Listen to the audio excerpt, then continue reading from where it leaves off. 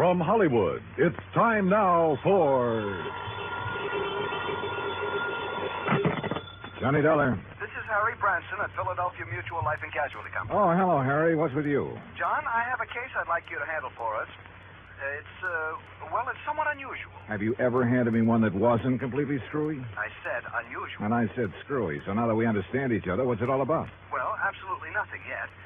But I'm very apprehensive about one of our clients. Oh, Harry, you're the biggest worrywart I ever knew. What was that? I said, who is this client?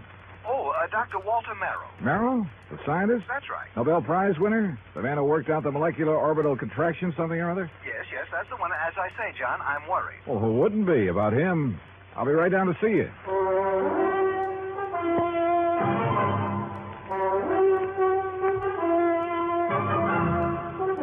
Bob Bailey in the exciting adventures of the man with the action-packed expense account. America's fabulous freelance insurance investigator. Yours truly, Johnny Dollar.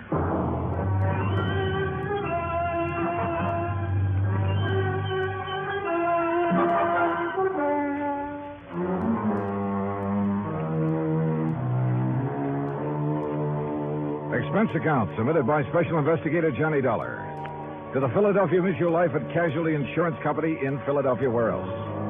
Following is an account of expenses incurred during my investigation of the clever Chemist matter.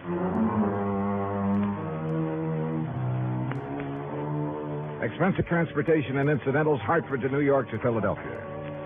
I didn't even stop to check my bag, but headed directly for the Philly Mutual building on Walnut Street. Harry Branson is a good insurance man, but a great worrier. Nonetheless, he'd given me some pretty important, too. And after all, what do we live for? There you are. Keep it simple. Thanks, Doc. John, what took you so long? Oh, now, what's the matter, Harry? Forget to pay the rent on your office or just forgot the key? No, John, as a matter of fact, I have the key right... this is hardly the place for levity. Oh, surely you haven't been waiting here on the sidewalk ever since you called me. No, I haven't, but by checking plane schedules, I was able to determine when you'd arrive almost to the minute, and not wanting to waste time taking you upstairs to the office. Pretty urgent matter, huh? Well, you should be here shortly. What? Well, now, usually I arrange these things myself, Harry. Yes, and how we pay of you. Oh, Harry, you touched me to the quick. Well, now, please don't misunderstand me. I don't mean that there's ever anything really dishonest about your expense account. Well, you ought to. Believe me, I'll pad it to the hilt if I think I can get away with it. Anyway, the most important reason for engaging the car was so that you can leave immediate... Malaga? Yes, New Jersey. It's is that where Dr. Merrill is? Yes. As is his custom, he chooses to work in some isolated spot where he can't possibly be disturbed. He and his colleague, that is. Colleague? I always heard that he worked alone, freelance. And you heard right. However, he now has a Professor Theodore Nash with him. Nash? One of according to Dr. Merrill. Never heard of him. John, they're working together on what I'm sure is some top secret project. Oh? Oh, see, wait. Didn't Merrill have something to do with the early rocket experiments? Precisely. Which is why I suspect their present work may have something to do with space satellite or intercontinental missiles or something of the sort. Yeah, possible. But what has all this got to do with you? Their insurance. Dr. Merrill has had a policy with us for some years. $25,000. Oh, and he took out a policy for $10,000. Beneficiary? Nash made Dr. Merrill his beneficiary. Oh, well, that sort of thing is often done between men working together, Harry. You know that. Yes, so that if anything happens to one, the other will be financially able to carry on what they've started. Sure, right. Which is no doubt why Dr. Merrill changed the beneficiary of his policy to Theodore Nash. So, what's the worry? No sooner was the change made than I received a letter of protest from Dr. Merrill's daughter. Who's she? Mrs. Howard Harding. She and her husband live in West Philadelphia. He's a welder for an aviation company, I think. Well, what did she base her protest on, Harry? She claims her father must have been coerced into changing the policy. Oh, now, wait a minute. That sounds like the hungry relative who complains about being cut out of the will. It might. If Mrs. Harding weren't a perfectly well-balanced, intelligent, and I'm sure quite unselfish person, a completely... Is she good-looking? Well, yes. And real sweet to you? Yes, she is. Well, now, John, I don't know what you're trying to imply. They do it every time. John. Particularly when there's a bit of money involved. Good-looking insurance broker like you? And you're a bachelor, too, aren't you, Harry? John, you're pulling my leg. Oh, Harry. But then I guess we're all suckers for someone like that. That has nothing to do with it. I've had these hunches before, John, and they've always been right. Even you will have to admit that. Yeah. I'll confess that in the cases I've handled for you so far. Well, why don't you call up Dr. Merrill? I think the quaint old fellow would die rather than have a phone near enough to disturb him in his work. Oh, there's your rental car waiting at the curb. So off you go, John, and see what you can find out. Okay, Harry. It all sounds like a lot of nothing you're worried about, but as long as you're willing to pay for it. And I always did like South Jersey this time of year. I drove across the Delaware River Bridge into Jersey and headed for Route 45 to Westville, Woodbury, and finally Pittman, where I picked up Route 47. What Harry had said was true. These hunches of his had a remarkable way of panning out. And yet, who was I to complain? After a pleasant hour's drive through cranberry bog and farm country, through miles of orchards and the intoxicating odor of the peach blossoms, I pulled into the quiet little town of Malaga. Population, I'd say around 500. First stop, the post office. Dr. Merrill? Yeah, sure. You go back the way you came, about a mile, till you see the name Wampus Bung. Wampus what? Wampus means cat. Bung, bungalow. Wampus Bung. Yeah. Yeah, the doctor and the professor got the fourth cottage beyond it. White one with a fence around it. Yeah, good, thanks. And if you don't mind, you can take their mail out to them. They haven't been in to pick it up 4 or 5 days now. Oh, nothing wrong, is there? Well, who'd know? The way those two keep to themselves. Well, you'd think whatever they're working on was the atomic bomb. Yeah, well... Just to be sure, you let them know that you're at the gate now before you try to go through the fence. Oh, what's that supposed to mean? The professor sees you prowling around, he's liable to take a shot at you.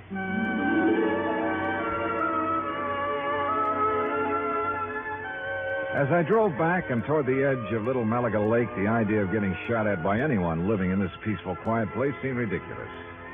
The lake itself, by the way, looked pretty inviting. I made a mental note to come back here on my own sometime after the fishing season opened. As the postmaster had indicated, the fourth cottage beyond Wampus Bung was heavily fenced in, so I gave notice of my arrival.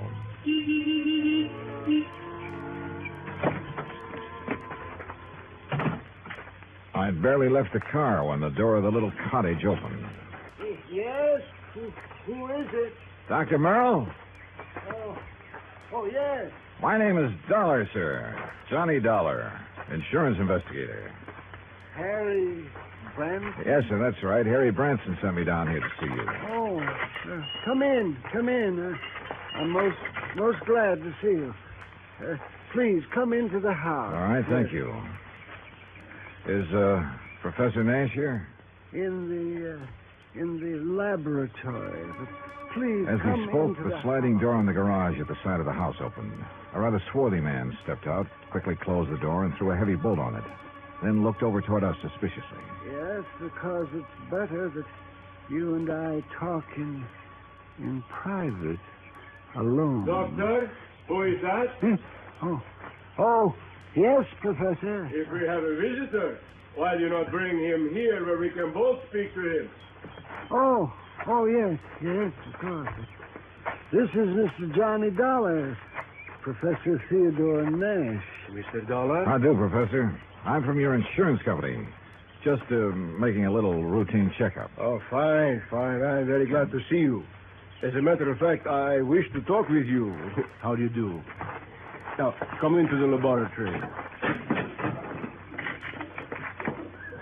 Professor, do you think it Oh, wise? of course, Doctor. Since he is not a man of science, I'm sure there is no harm in his seeing it.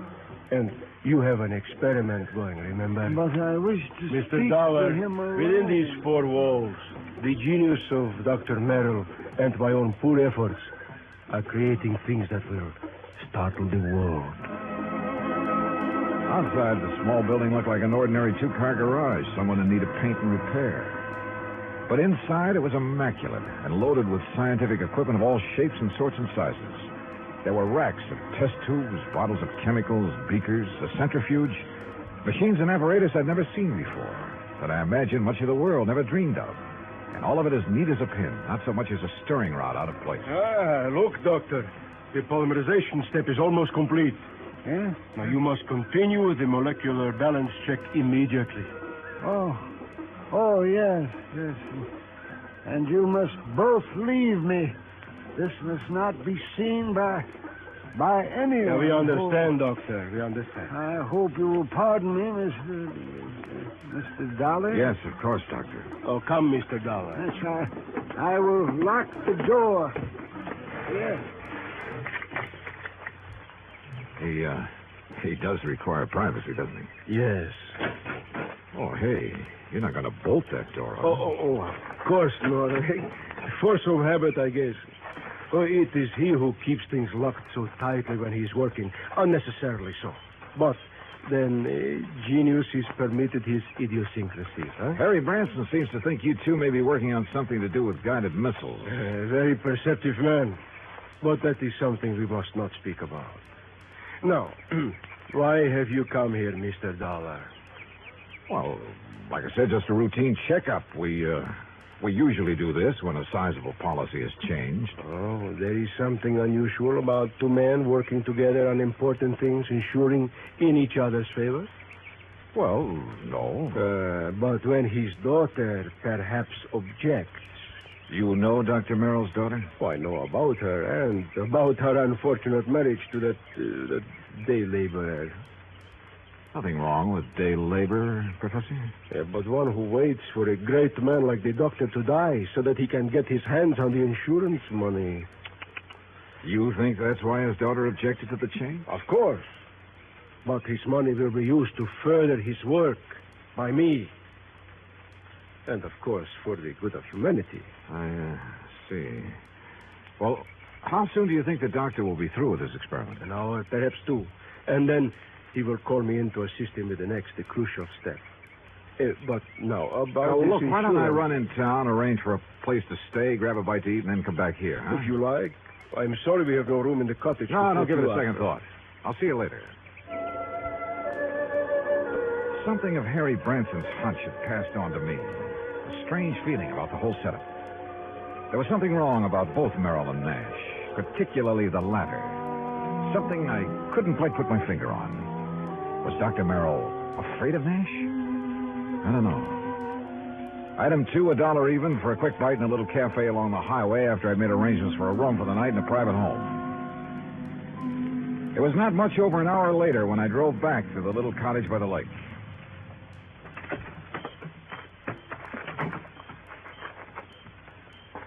And then I heard it. Someone pounding on the door of the laboratory from the inside. Someone calling for help. Professor! But the lock's on the inside. Turn the lock. What?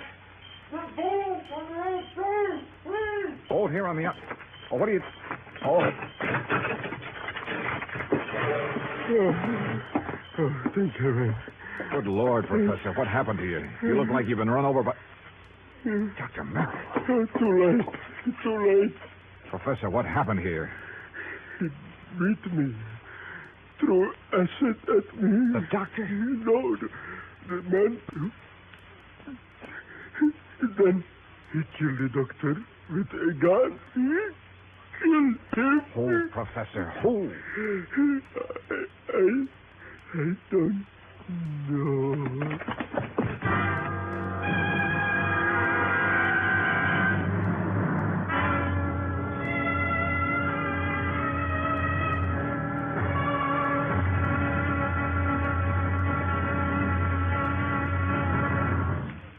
Act 2 of yours truly, Johnny Dollar, in just a moment.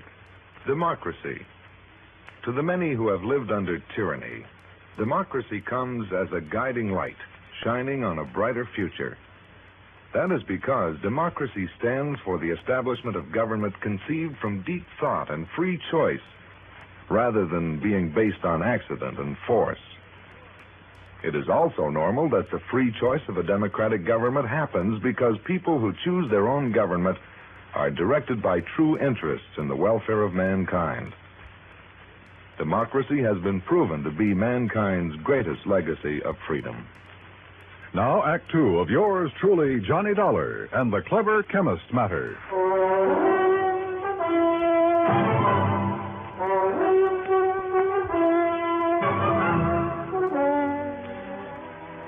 Expense account item 3, $10 for the services of one Dr. Frederick Foote, the only resident medico in the little town of Malaga, New Jersey.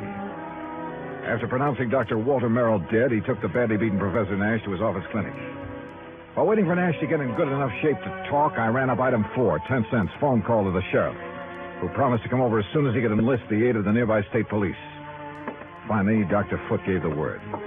But I suggest you talk with him as little as possible, Mr. Dollar. In pretty bad shape, huh, Dr. Foote? The intruder not only beat him severely, but threw a bottle of acid in his face. Oh? Professor Nash will never have the use of his left eye again because of that nitric acid. Has Nash said anything that might help us identify the assailant and killer? No? Now, please don't talk with him too long. Professor? Yes. Yes. Hello, Professor. Oh, Mr. Dollar. I will never see again with my left eye. He has told me. Yes, I know. I'm sorry. But the great Dr. Merrill, he is dead.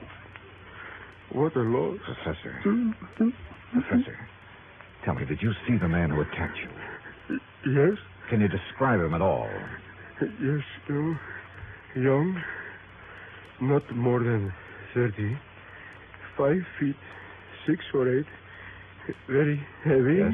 stocky, and black curly hair. Yeah? Hands like a working man, laborer. Have you ever seen this man before? No, I... Oh, here. Some water. Thank you. Do you know why he came in and attacked you and Dr. Merrill? No, Was he after something there in the laboratory? no, only to kill Dr. Merrill. I tried to defend him. I'm sorry, Mr. Dollar, but I think that's enough. Yes, okay, Dr. Foote. I think I've heard enough. I managed to get back to the cottage by the lake before the police arrived and came up with one very damning piece of evidence. In one of the bedrooms, I found a picture of a wedding couple. It was inscribed, "Love to the dearest father in the world." And next to the bride stood a man who answered perfectly the description Professor Nash had just given me. The husband of Dr. Merrill's daughter, Howard Harding. And then I thought of what Nash had said about Harding. His antagonism, his conviction that Harding was the one who resented the change in the insurance policy. But there was something else, too. That had happened when I talked with Nash in the doctor's office that... By the time I got back to the laboratory, the sheriff and state police arrived. The sheriff, I'm afraid, mussed up any prints that might have been left on the bottle of acid. However, in the weeds outside, a state trooper found a pistol, a .38 caliber Luger that had killed Dr. Merrill. Fingerprints had apparently been wiped off, but the gun was carefully... Fingerprints. Before taking off on a mad dash back to Philadelphia, I stopped at Dr. Foote's and picked up one water tumbler. Item 5, $3.70 for a tank full of gas. Item 6, 50 cents. Parking in Philadelphia as close as possible to Harry Branson's office. John, what have you found out about Dr. Merrill? Harry, he's dead. Oh, dear. Now listen, write down the address of Mr. and Mrs. Howard Harding for me. His daughter, does she know? No, she doesn't know yet, and I hope I can avoid telling her before I write it down, will you, man? Well, yes, of course. Take but this. Don't unwrap it, but see that it gets to Ray Kemper at the Federal Bureau fast. I'll check with him about it later, thanks. But now, John... Harry, this is one time this expense account of mine is going to save you a lot of money. I think. I don't know how many red lights I skipped on the drive out to West Philadelphia, but I felt like a hound dog in a hot scent. The home of Mr. and Mrs. Howard Harding turned out to be in a nice, quiet residential area. I was met at the door by the girl in the wedding picture, a tall, very nice-looking blonde in her late 20s. Oh, yes? Mrs. Harding?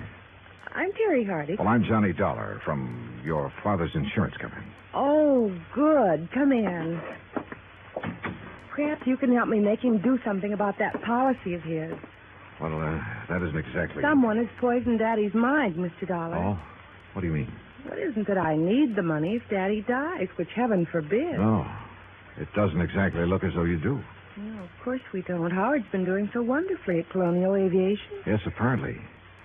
And I'd had a notion he was just a laborer or something. Oh, dear, no. That's what Daddy called him because he wasn't too fond of Howard. And that is the way Howard started before we were married, but now he's one of the officers of the company. Where is he, Mrs. Harding? Well, as a matter of fact, I thought you were Howard when you drove up just now. He's been fishing. Fishing? On some little lake over in Jersey. He goes every Saturday all by himself. Malaga Lake? No, Malaga's where Daddy was. Mm-hmm. He and that. That what, Mrs. Harding? Oh, I don't know. It's Howard, I guess. What do you mean? Howard has never liked or trusted him, even though they've never actually met. And when Daddy changed his insurance to name that professor, there is something wrong about that man, Mr. Dollar. What, Mrs. Harding? I don't know.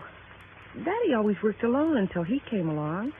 Daddy's such an alert, bright-eyed little busybody in spite of his Wait a age. minute. That, Your father... like a cute little wound-up spring, hopping about like a... Mrs. Harding. Yes? Mrs. Harding, when I saw your father... You've seen Daddy. Well, then you know what I He mean. was tired.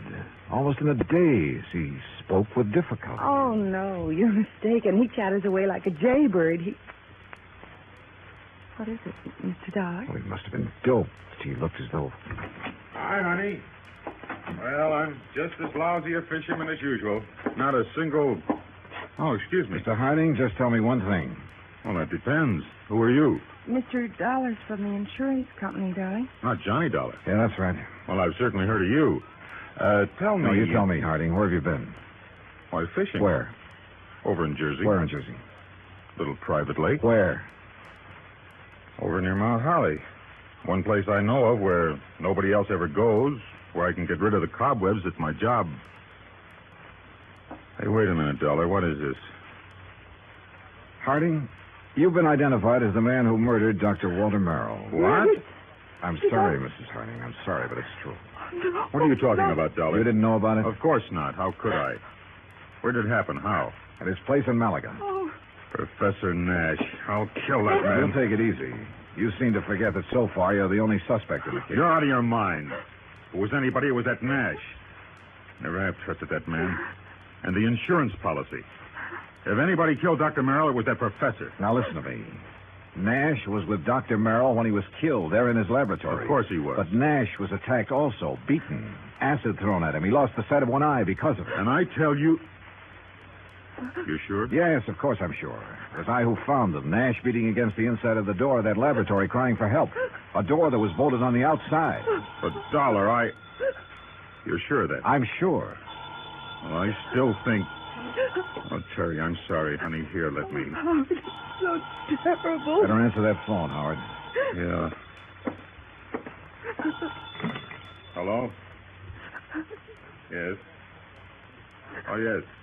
It's for you, Mr. Dollar. Oh, thanks. Terry, here, come on. You've got to pull yourself together. $70. Right. John, this is Harry Branson. I just received a call from Mr. Kemper at the Federal Bureau. Yes. He says he must see you immediately. Call him back, Harry. Tell him I'll be there in 15 minutes. Harding, just to keep things straight, I wouldn't leave this house if I were you. Well, now, wait a minute, Just Dollar. sit tight. I think you're in the clear. More red lights got passed up on my way into the Philadelphia offices of the Bureau. So Ray Kemper felt that whatever he'd found was important. If so, it would back up one of my suspicions. But in view of the circumstances, that bolted door in the laboratory, for instance, how could it? Important is putting it mildly, Johnny. The prints you found on the water glass, Ray. 3 sets. 1, yours. Yeah, well, naturally. 2, Dr. Frederick Foote, who is currently practicing medicine. I know, in the town of Malaga, New Jersey. That's where the glass came from. Oh, but the 3rd set of prints. Yes. I had to go into the international file for them. And Johnny... Nash? Theodore Nash? Nash. Nashevsky. What? Theodore Nashevsky. Chemist from one of our not-so-friendly countries. Huh? Expert on explosives. One time he was thought to have attempted to enter this country.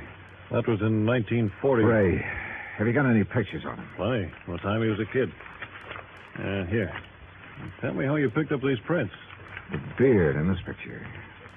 That looks like him, all right. Yeah, this too. The shaved head. Almost as though he tried to keep changing his appearance. Johnny... Wait a sec. This picture of him as a youngster, this eye patch on his left eye. Our dossier is pretty complete. He was quite an athlete until he injured that eye. But it doesn't show in these other pictures, and he hasn't a glass eye. No, his eye always looked perfectly natural. Now, Johnny, if you have information... Ray, this has done it for me. Thanks. Hey, now, just a I'll minute. see you. Hey, Johnny! This is Kemper. Give me a man to tail Johnny Dollar. All the way back to Malaga, New Jersey, I hoped my rental car would hold together. It did, in spite of the fact I pushed it all the way. International intrigue is a bit out of my line, but this time, so help me, I was beginning to feel like an FBI man. I stopped at state police headquarters along the way, and according to them, Nash was off the hook. Not only because of the acid thrown in his face, but even more important, because of my own testimony that I'd found them locked in that laboratory. I stopped again at the lab. Nothing. Then back to Dr. Foote's office. Very well, Mr. Dollar. When they arrive, I'll insist that they wait for you. All right, thanks, Doctor. Well, Professor, you're sitting up. Oh, have they found anything, Mr. Dollar? Have they found the man who attacked us and killed poor Dr. Merrill? Professor, I think I have. Oh? But tell me something. Yes, of course. Your government doesn't pay you very well, does it? Merrill and I were not working for the government, Mr. Dollar. Although, of course, the results of our work... I'm talking about your government, your own real boss. I do not understand. No doubt it's very much interested in anything this country develops in the line of guided missiles, that sort of thing. Mr. Dollar... Now, let me go on. Merrill was doing important work.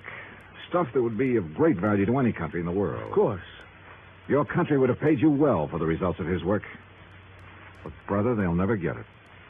I do not know what you are talking Money, about. the loot from Merrill's insurance, sure. Sure, it was enough to get you out of here after you'd gained the knowledge you need of Merrill's work. See here, Dollar. After you'd killed him, before he could give to his country, the United States, what he'd invented. You are a fool.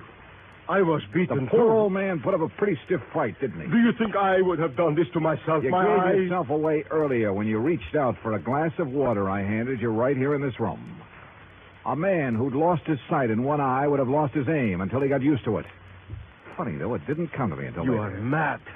You haven't seen out of that left eye since you were a kid. I tell you, you are mad. And a little acid burn to make it look like somebody had thrown it at you would be well worth the alibi it gave you.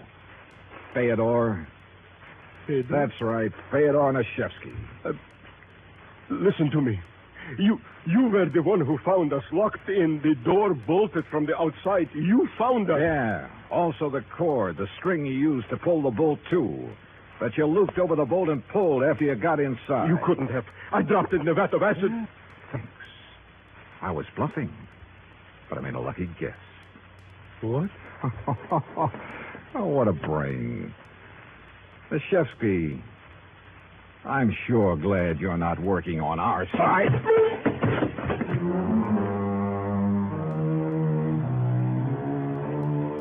The capsule he fished out of his pocket never got to his mouth. And I'm afraid he won't see very well out of his other eye for a while. My knuckles still hurt. And it was lucky for him that the police arrived. I'm afraid I don't like guys like him. Expense account total, including all the incidentals I could think of, and transportation back to Hartford, $84.35. Remarks? Well, don't beef on this one, Harry. The criminal, in spite of being the named beneficiary, doesn't get paid. Yours truly, Johnny Dollar.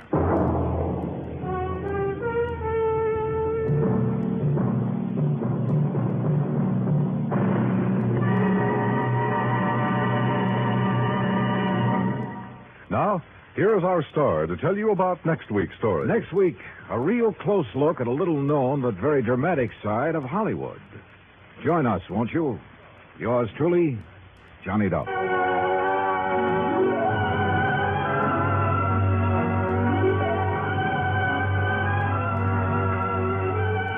Yours truly, Johnny Dollar, starring Bob Bailey, originates in Hollywood.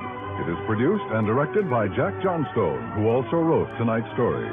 Heard in our cast were Virginia Gregg, Harry Bartell, Howard McNear, Forrest Lewis, Jack Crucian, Russell Thorson, Frank Gersel, and Bob Bruce.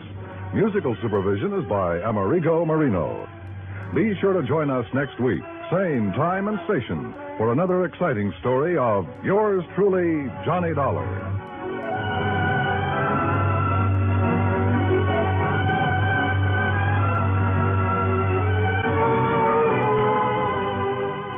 Johnny Dollar has come to you through the worldwide facilities of the United States Armed Forces Radio and Television Service.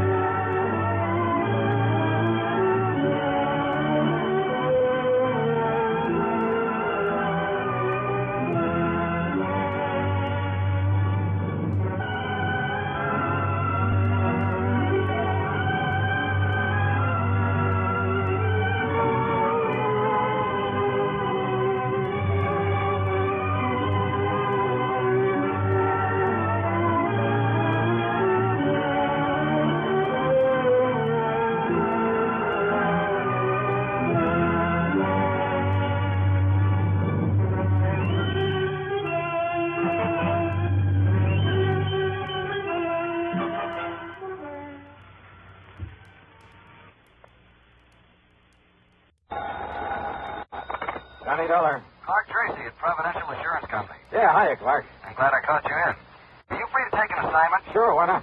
Did you ever hear of Kennett, Missouri? No. It's a small town about 100 miles south of Memphis, Tennessee. So what goes? We have a little office in Kennett, only it's become pretty obvious that we put the wrong man in charge of it a few months ago. What do you mean? His name is Charles Kingsley St. Clair. Lived in Boston most of his life, and he's a Harvard man. So? He doesn't have the least idea how to deal with those people when it comes to any problems or adjustments. In other words, he simply doesn't belong. Well, the answer to that ought to be easy enough. Transfer him. Give him a job somewhere up here in New England. Exactly what we plan to do, and close up the office there in Kennett. Okay, then why call on me? Because of the death of one of the few remaining policyholders down there, a man named Casper Crump. Yeah? His widow, Eupha Crump, has to be paid the $5,000 as to her and, of course, sign for it. Well, what's so tough about that? St. Clair says that he can't do it. Why not? But you must know the truth. He sounded somewhat scared of the whole idea. Oh, now listen. So, Johnny, will you go on out there and take care of this for us and get us off the hook? But on the strength of what little you've told me. I know, but I'm sure St. Clair will be able to make it all perfectly clear to you. So I'll wire to him that you're on your way, okay? Oh, no, look. Johnny, I promise I'll okay your expense account without question, even tack on some kind of a fee. Well, now you're talking a language I understand. If the fee is big enough? Then you'll do it. Fine. Now take it easy until we settle I'll wire him right away. Clark! Then wait to get your report. Wait a minute, will you? Thanks a million, Johnny. Bye. Clark! Hello!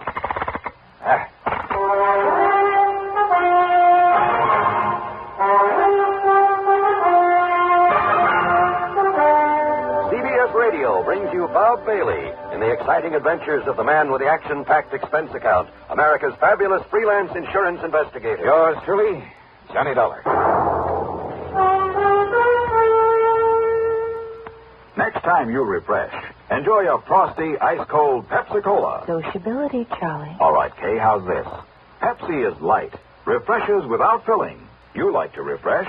Have a Pepsi right now. We'll offer it to everybody, Charlie. I will. Enjoy Pepsi at the fountain.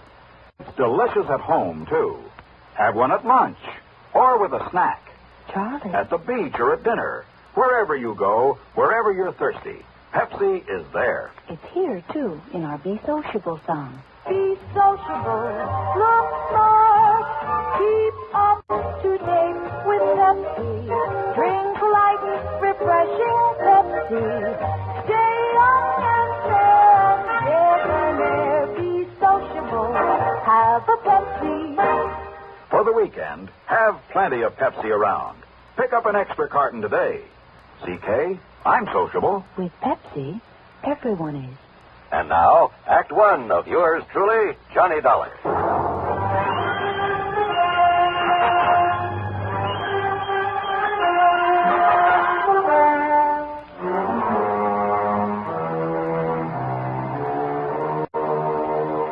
Expense account submitted by Special Investigator Johnny Dollar to the Providential Insurance Company, Home Office, Hartford, Connecticut. Following is an account of expenses incurred during my investigation of the Moonshine matter.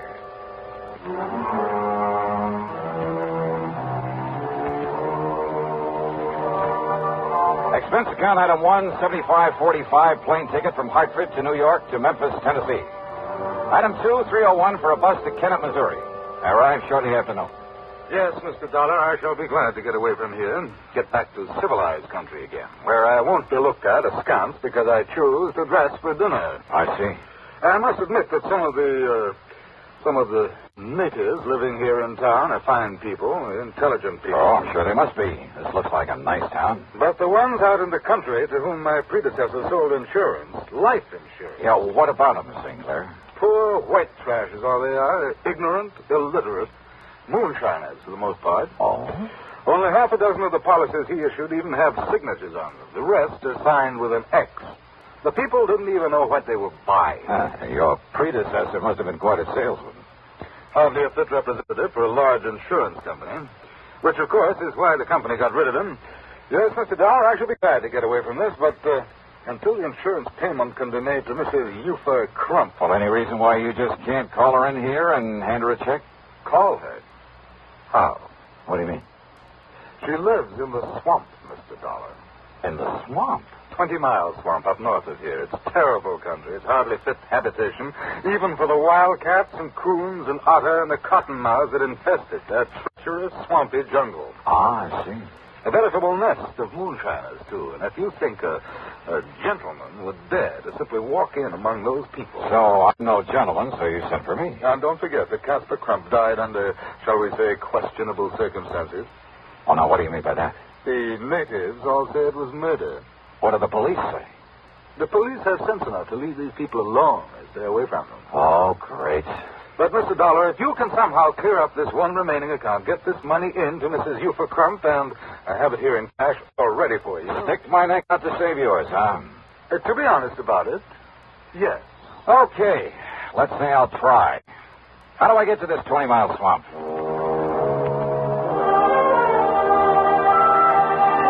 St. Clair drew me a rough map, handed me the $5,000, and wished me luck. Item 3 is $20 deposit on a rental car from one of the local garages. And what a car. It should have hit the junkie 15 years ago and was actually held together in spots with baling wire. The left-hand door was closed with the help of a piece of rope. But it was transportation of a sort. I headed west a few miles and then north into some of the wildest country I've ever seen. It reminded me of the Everglades in Florida. The so-called road I followed was a deeply rutted set of wagon tracks full of mud and potholes. On both sides, the brush-covered, soggy swamp. There were huge, rotting logs crawling with water moccasins out sunning themselves. Yeah, I was glad I had some kind of a path to follow. And then up ahead, I saw a shack sitting on stilts to keep it above floodwater. As I slowed down to make a turn over toward it, the gunshot from over by the cabin smashed into the windshield. I stepped on it and spun the wheel to get away. But the second shot caught a front tire. The car went into a skid.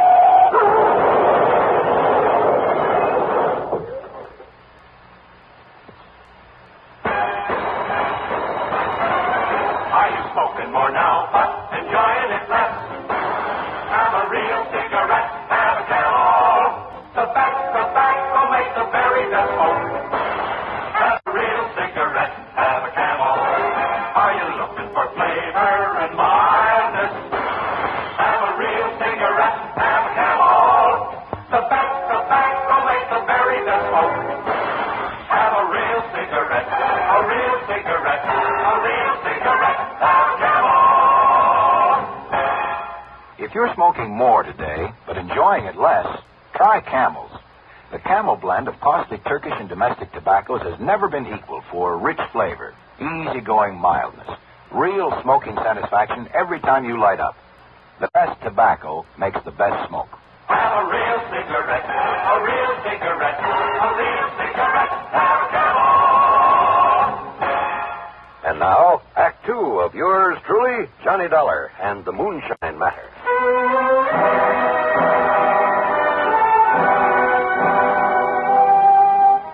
When I came to, I was lying beside the car at the edge of the muddy wagon tracks.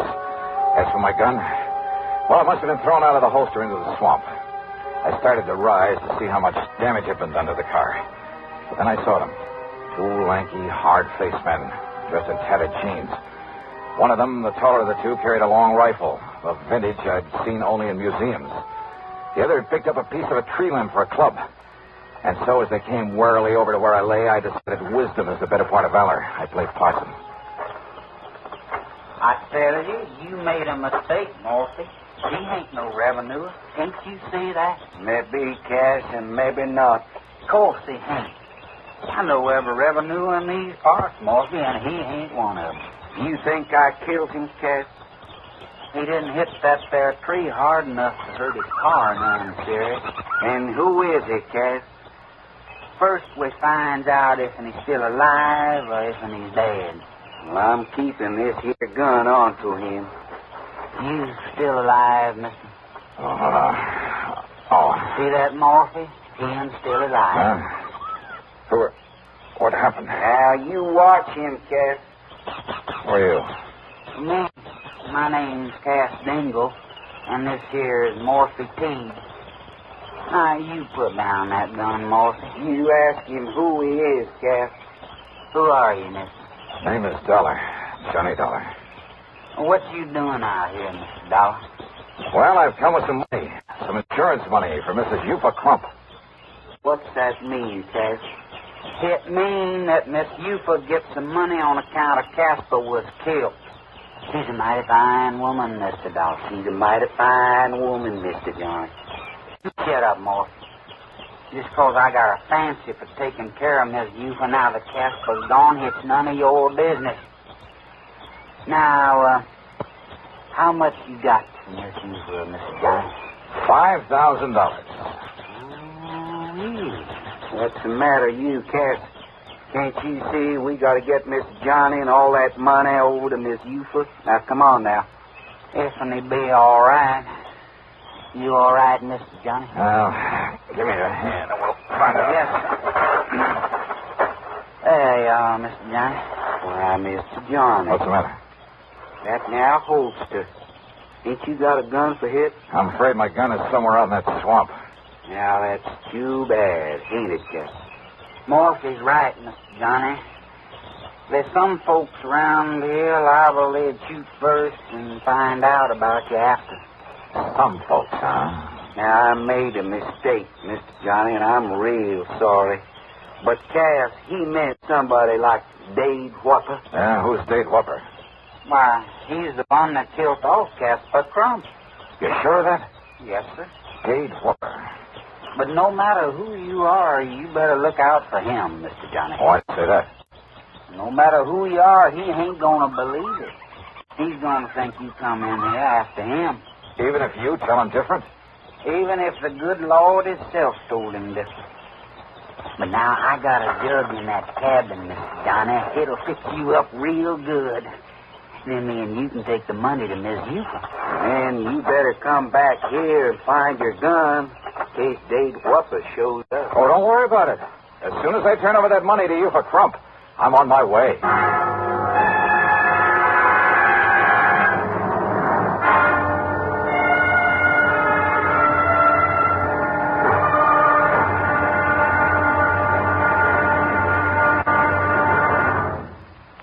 Hollywood star Mona Freeman. Who feels like acting with a miserable cold? I relieve cold distress the fast way with 4-way cold tablets. Yes, tests of all the leading cold tablets proved 4-way fastest acting.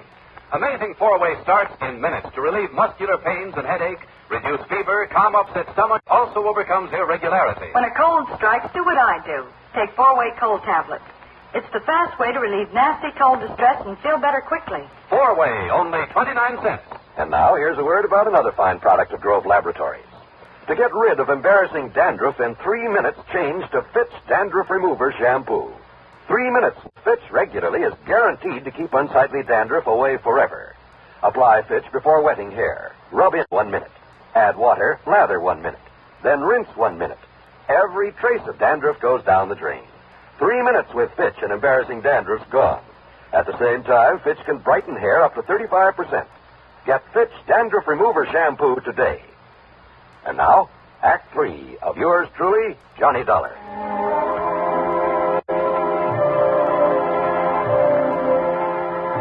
Cass Dingle's cabin. Well, I'm afraid I've never stepped into a more squalid, filthy, grimy place. How a human being could ever live in it, much less call it his home. After I join up with Miss Eufa, maybe she'll make it even nicer. Maybe even hang up some of them lacy curtains. Anyhow, on the excuse I needed all the fresh air I could get, I sat on the doorsill. As for the jug of corn liquor that Cass dug up, brother. Right out of Casper Crump's big still. That's Miss Eufa's now. The best there is. The first gulp had me gasping for breath. I felt like I was on fire inside. So Cass strained the tadpoles out of some branch water for a chaser. After the second snort, I was ready to tackle anybody in the world single-handed. Even Dade Whopper. I told you that'd fix you up. And now, can we go see Miss Eufa? Yeah, sure, Cass. Why not? Only, where's Morphy? Oh, he took in his dugout and went on ahead to say the good news. Dugout? To me and you, we'll go in mine. Well, sir, if you've never ridden in one of those tiny dugouts, you have something not to look forward to. Every minute as he pulled us along through the swamp, I was sure the narrow little craft would tip over. But he handled it well, and after a quarter mile or so up the slough, as he called it, we landed in front of another, a larger cabin. But then... Mr. Dollar? Yeah? What is it, Morphy? One of Eufa's young uns, the spoilt one. You mean that no-good, lazy one? That's the one, Cass. He heard me tell Miss Johnny's here. He run off to tell Dade Whopper. Oh, that ain't good, Miss Johnny. He'll be coming here after you. So what? Stop worrying about it, Cass. We'll just take things as they come. But Dade Whopper's pies and Dade Whopper's pies. Yeah, well, stop worrying. Let's go in and see Mrs. Crump. Now, Miss Johnny, I hate to say this. Well? But when somebody says stop worrying about Dade Whopper... Yeah? I sure hope none of that white mule ain't gone to your head, Miss Johnny. Mrs. Euphra Crump, much to my surprise, turned out to be a rather nice-looking girl of about 20, despite the fact she was the mother of 4 kids. Her cabin boasted 4 separate rooms, a couple of worn-out rugs on the floor, some lace curtains.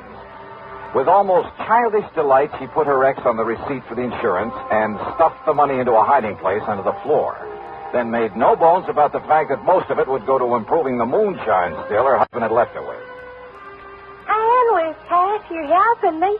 It's going to be the best still in all these here now parts. Well, good for you, Mrs. Crump. And Cass, I'm going to see that you get yourself a nice suit of clothes, a whole suit. Oh, now, Euphra. And Mr. Johnny, I thank you very much, sir. My pleasure, Euphra. Only now, you two better get on your way. Isn't that brat of mine, that Lacey, has found Dade Whopper and told him? Dade Whopper. What, Morphy? Dade Whopper. He's a-coming down the Sioux in his dugout. He's gotten that shotgun with him, too, that he loads up with slugs. And he's coming after you, Mr. Johnny. Mr. Johnny, me and you, we better get out of here. Oh, now listen to me, Cass. He's all liquored up, and he ain't going to stop to argue with nobody. Then, Cass, you and Mr. Johnny get on out of here real fast. With 3 of us here? Now listen, all of you. No, sir, Mr. Johnny. Now you come on with me.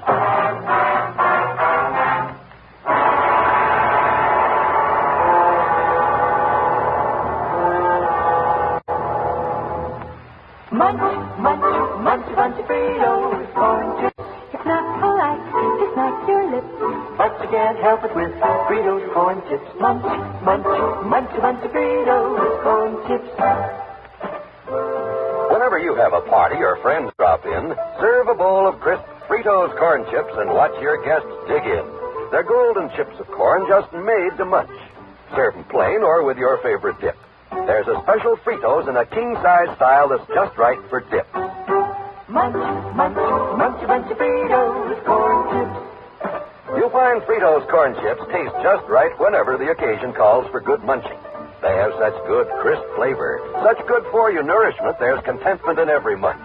Get Fritos today, Fritos, Fritos corn chips.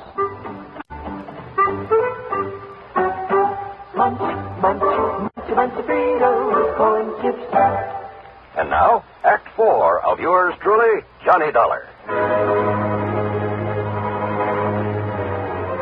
Morphy was scared. My gun was somewhere out in the swamp. So again, it was a case of letting wisdom be the better part of valor.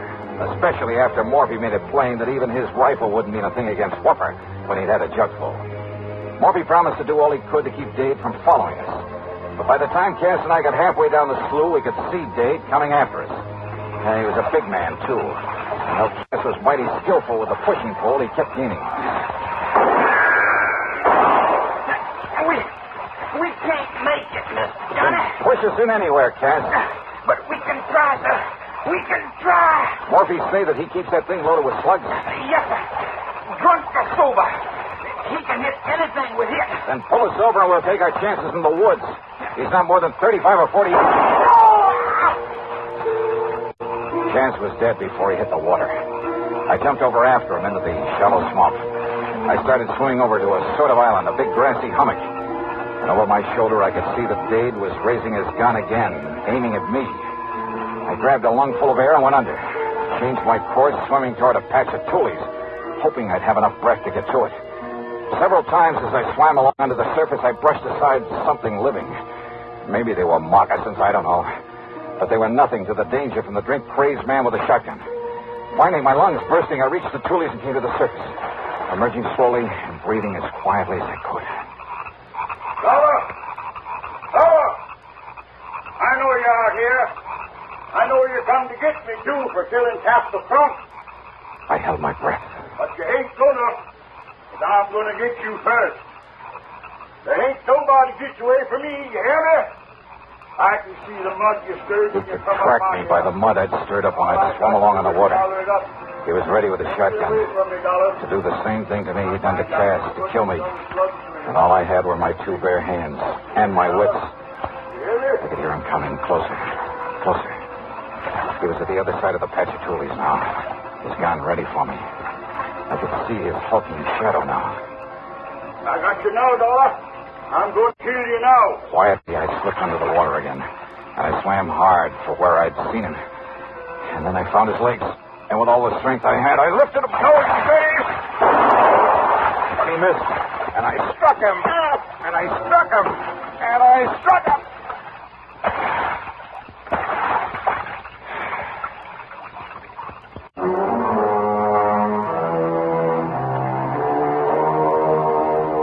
So maybe those people were pretty much a law unto themselves. But Dade Webber went back to Chemist. There he'll stand trial for 2 murders. And I'll just continue to poke along in this soft, cozy little job of mine. Yeah. Expense total, including some new clothes and a trip back to Hartford, $340 even. Yours truly, Johnny Dollar.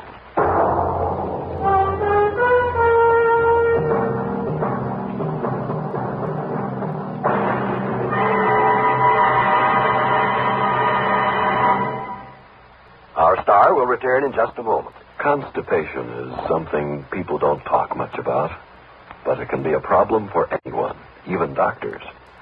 And when constipation occurs, it's interesting to see just what doctors consider important about a laxative they might use or recommend. Now, a majority of the doctors we heard from had this to say. A laxative should be effective, gentle, as close to natural acting as possible, and a medicine that can be used with complete confidence. Well, pleasant-tasting chocolated X-Lax is effective. Overnight, it helps you toward your normal regularity. X-Lax is gentle. Next morning, it gives you the closest thing to natural action.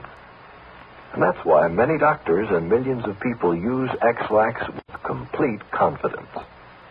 X-Lax, the laxative that helps you toward your normal regularity gently. Overnight. Is X-Lax in your medicine cabinet? Now, here is our star to tell you about next week's program. Well, next week I go deep underground, into a copper mine, to meet a killer in the dark. Join us, won't you? Yours truly, Johnny Dollar.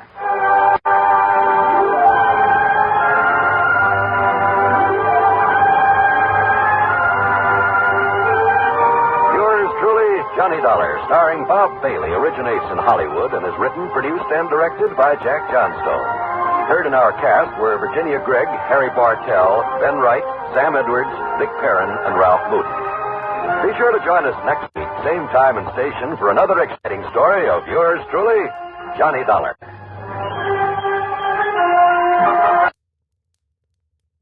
For another exciting story of yours truly, Johnny Dollar.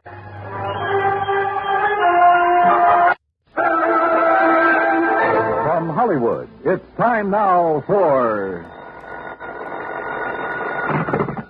Johnny Dollar. George Reed here. Well, good morning, George. Bad morning, Johnny. What's the matter? You remember Jediah Gillis? Eccentric old man loves animals? Sure. Well, for the second time, he's talked us into issuing a special coverage policy on an item he wanted insured. And for the second time, it's disappeared, huh? Right. I hope it's not another stinging mouse. I'm afraid it's something worse. An articulate canine. I take it a what? Dog, Johnny. And I take it a You mean a talking dog? Yep. Oh, no.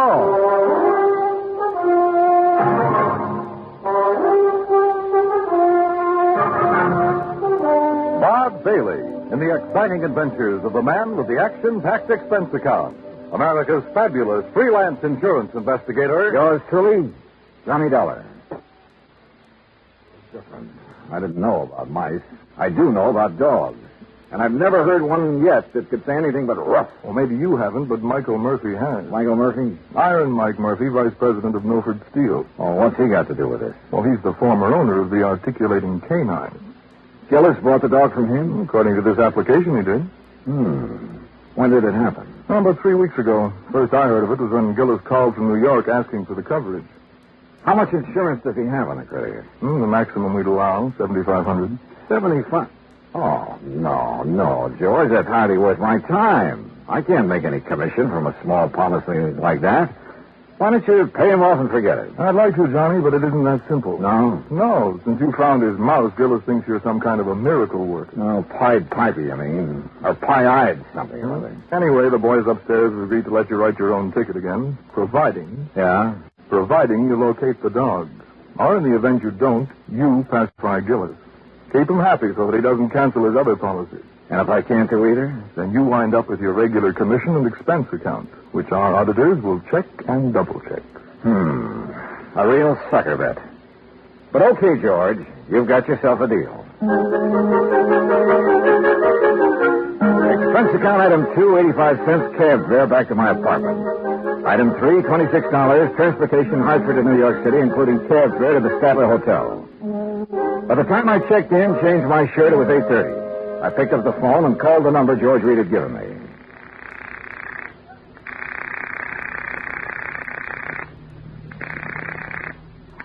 Hello?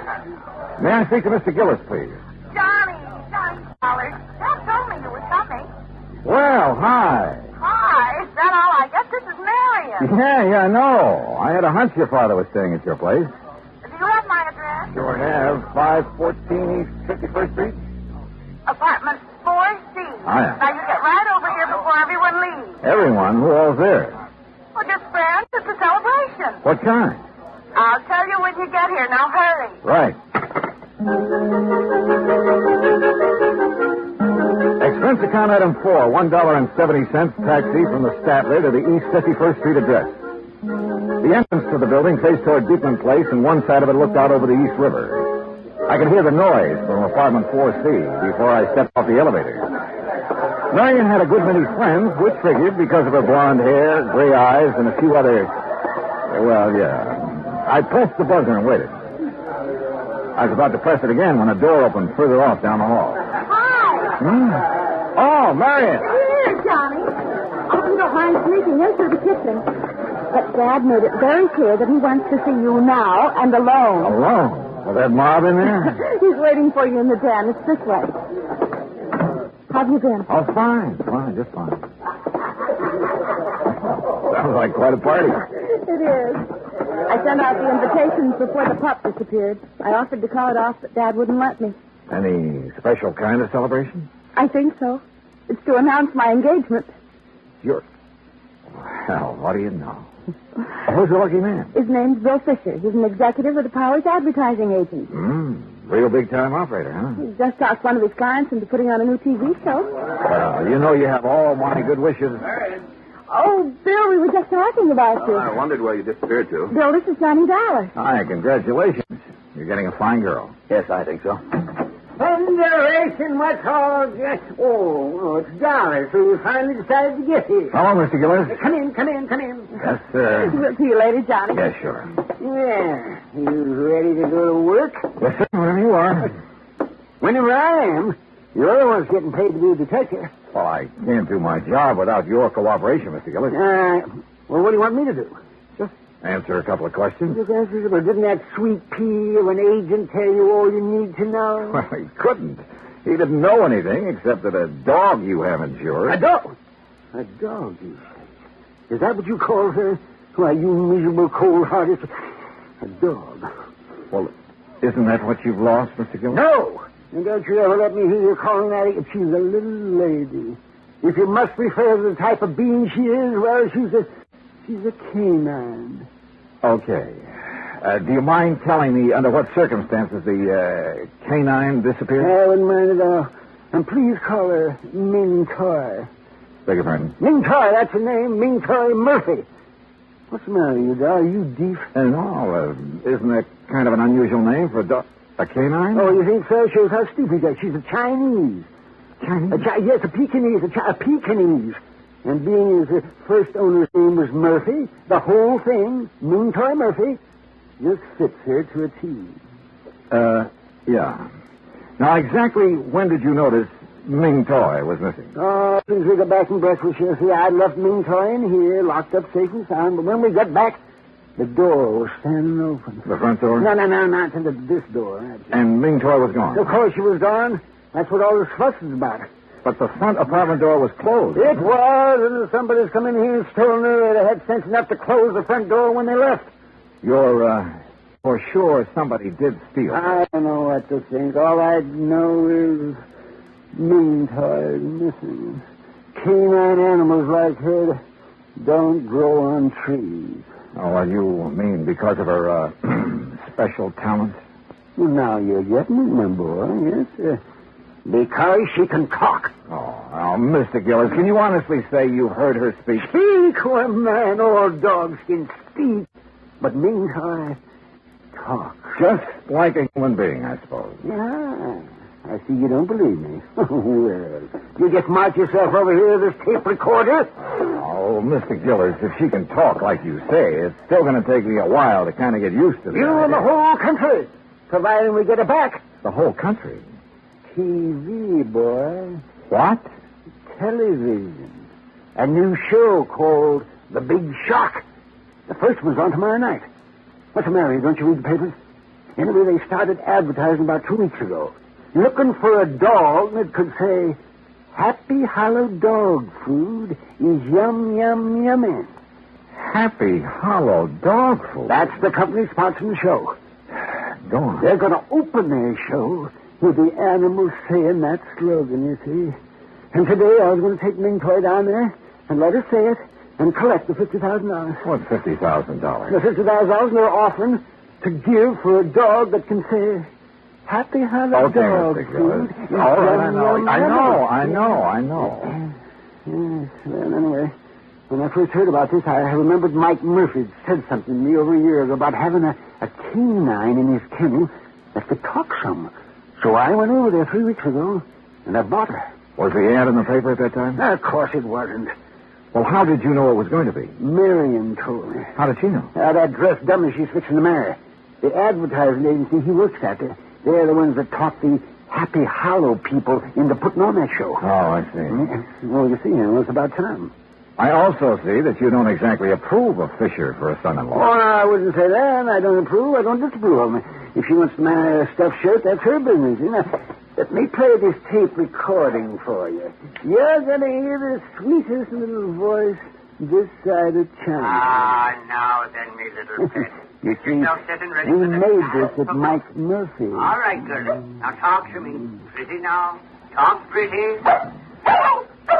Hello, everybody. Hey, she said hello. That's a dog? Canine. Be quiet. Very good, lad. Now tell me, how are you feeling these fine days?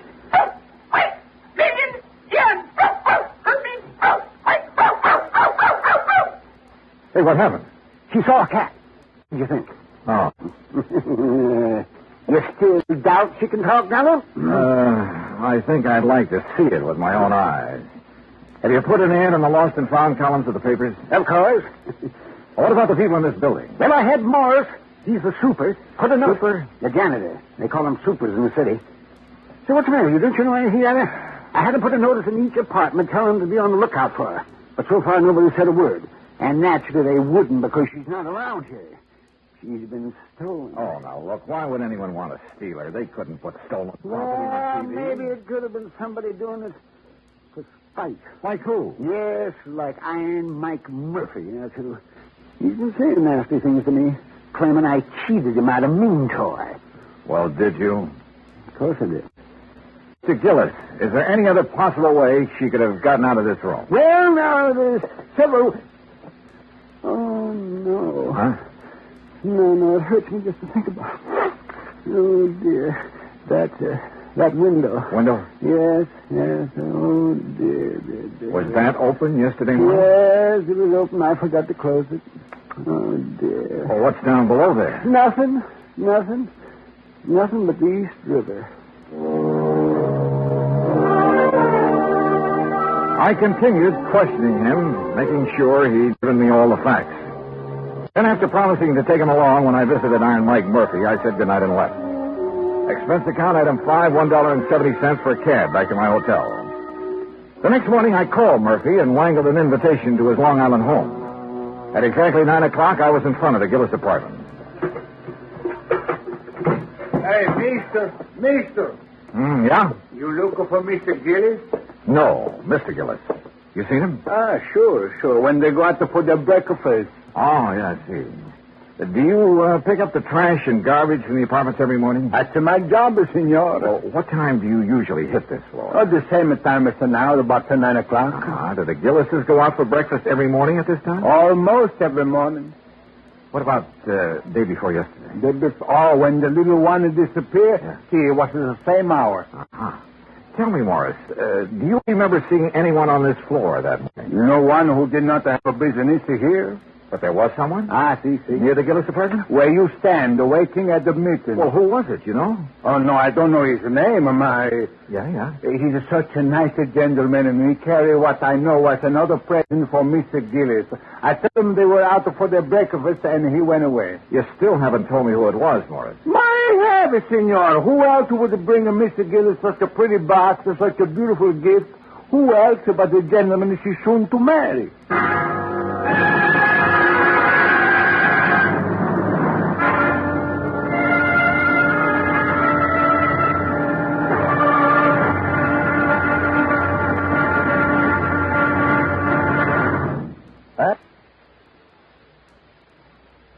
Now, Act Two of yours truly, Johnny Dollar, and the Ming Toy Murphy Matter.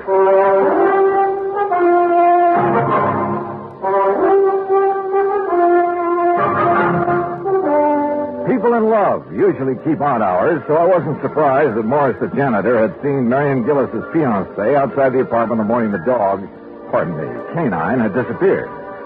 I thanked Morris for his help, went back downstairs to my cab, where I saw the Gillises walking toward me from First Avenue. Morning, Dollar. Hi, John. Morning. Sorry we're late. Got to gabbing over that second cup of coffee. Better not let your doctor hear you say that. No, Marion, be still. Yes, you ready, Dollar? Ready and waiting, Mr. Gillis. Then let's go. I've got a few things I can't wait to say to Mr. Iron Mike Murphy. Now remember, Dad, no excitement. I'll remember. Marion. Yes? Are you going to be busy around noon? No, I don't think so far. Just thought we might have lunch together. 21? Anywhere you like. Say 12:30? Perfect. See you then. According to Mr. Gillis, Iron Mike Murphy didn't know that Ming Toy was missing, so it was going to be interesting to see his reactions when we told him. The Murphy home was spread across a couple of acres near Great Neck. The main house was a large two-story brick affair with a tack room, swimming pool, and the kennels behind it.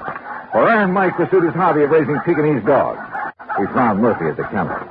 Well, Gillis, you lying, thieving devil. You hold your tongue, Mike. What are you doing out here anyway? I came along to help Mr. Dollar. He doesn't know you like I do, so I wouldn't be able to tell when you're lying like I can. I suppose you think that's funny. Dollar, you know what this man did to me? He stole a wonderful little dog right out from under me nose. And you stole her back. Oh, what do you mean by that? You know what I mean. The day after you called me on the phone, you saw that ad in the paper. Well, the next day, somebody stole Ming Toy. And I'm sure it was you shanty Irishman. Why, you dirty-minded evil old man. I've half a mind to take a horsewhip to you for saying such a thing. Oh, you deny it, eh? Of course I deny it. And you say it again, I'll deny it with me fist. Oh, is that so? Well, I whipped you when you were in the steel mills, and I can whip you now. Look out, fella. Oh, Mr. Gillis, remember what your daughter said. Defend yourself, Murphy. Mr. Gillis. Bring yourself at me. Taxi. Mr. Gillis, please, Mr. Murphy. Here I come. Justice triumph. Ow. Taxi. Hey, driver. Over here. Taxi.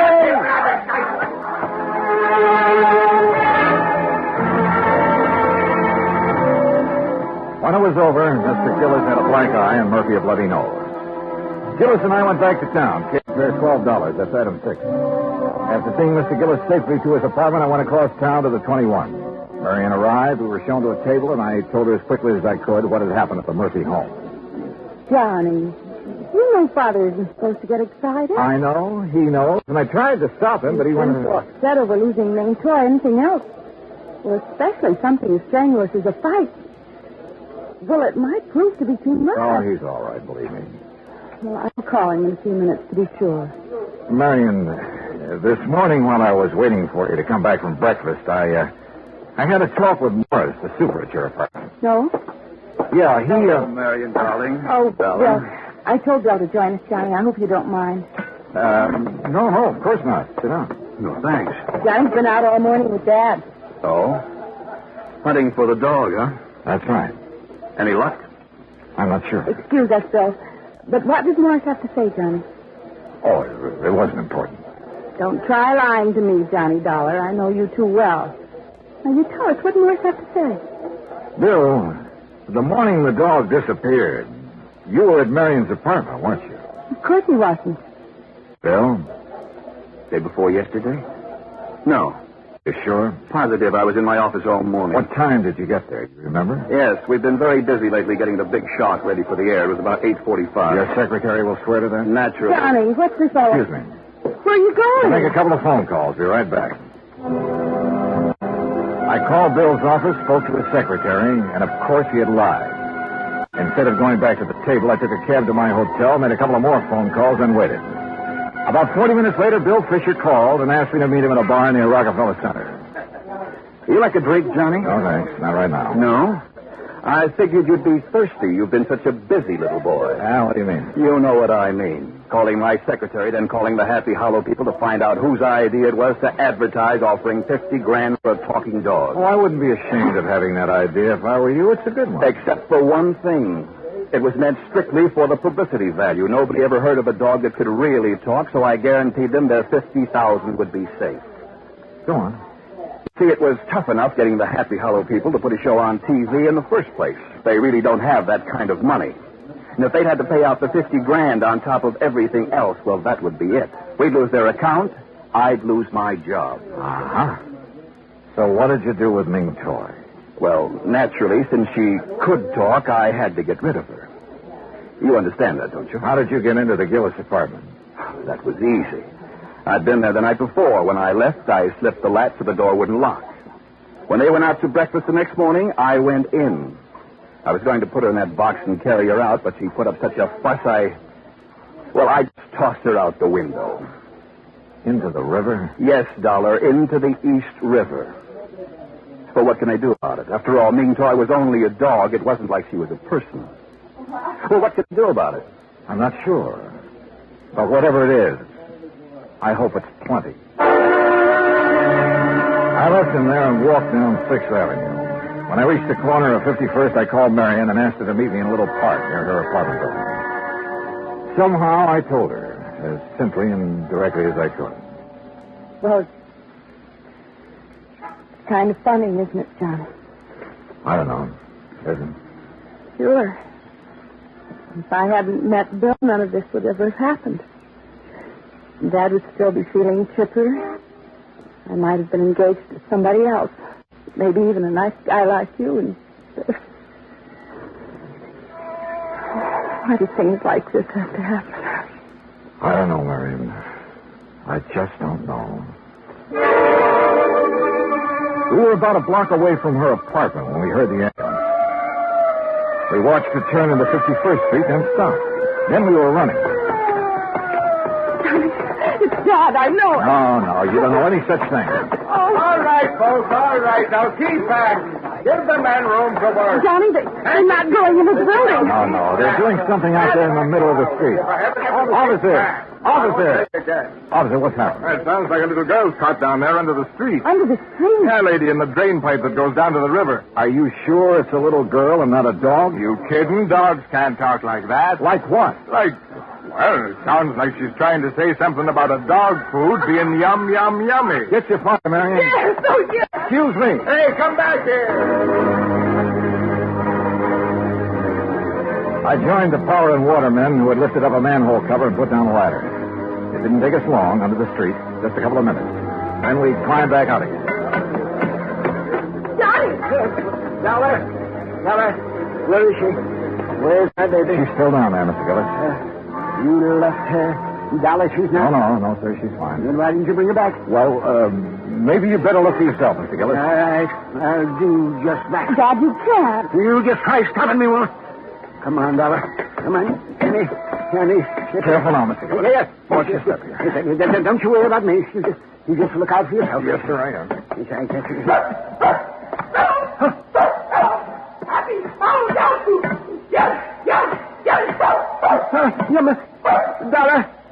Dollar. Do you hear? She's saying happy Howard dog food. Yes, sir. By George, boy. Here, let me down here. Where is she? Where's my little sweetheart? This way, Mr. Gillett. Hello, you little rascal, you. Yummy. Careful now, Mr. Gillett. She's under this water pipe. Yes, sir. You'll have to stoop down to see her.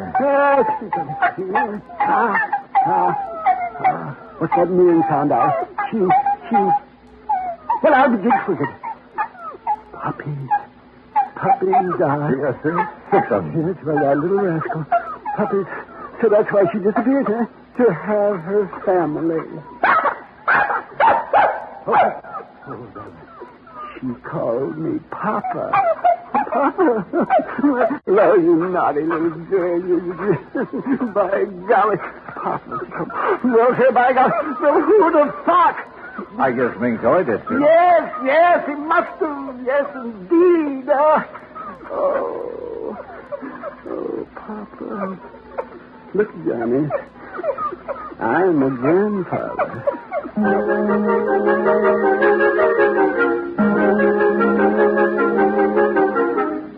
I never did tell Gillis exactly how Ming Toy had been helped out of the apartment. All he knew was that Marion, for reasons of her own, had called off her engagement to Bill. Ming Toy spent a week in bed recovering from her ordeal, and naturally, since Gillis refused to let her appear on TV that night, the $50,000 went unclaimed. And, alas, the long-suffering public has yet to hear the dulcet tones of a talking dog named Ming Toy Murphy. Expense account total, including hotel, incidentals, and transportation back to Hartford, $225.70. Yours truly, Johnny Dollar.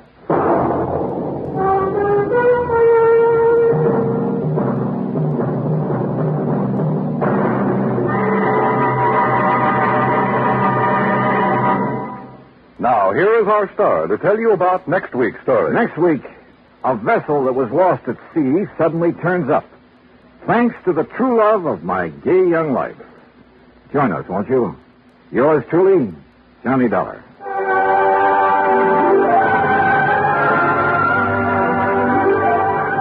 Yours truly, Johnny Dollar, starring Bob Bailey, originates in Hollywood. Written by Charles Smith, it is produced and directed by Jack Johnstone. Heard in our cast were Virginia Gregg, G. Stanley Jones, Herb Ellis, Joseph Kearns, Jay Novello, Bill James, and Howard McNear. Musical supervision is by Amerigo Marino. Be sure to join us next week, same time and station, for another exciting story of yours truly, Johnny Dollar. This is Dan Cubberly speaking.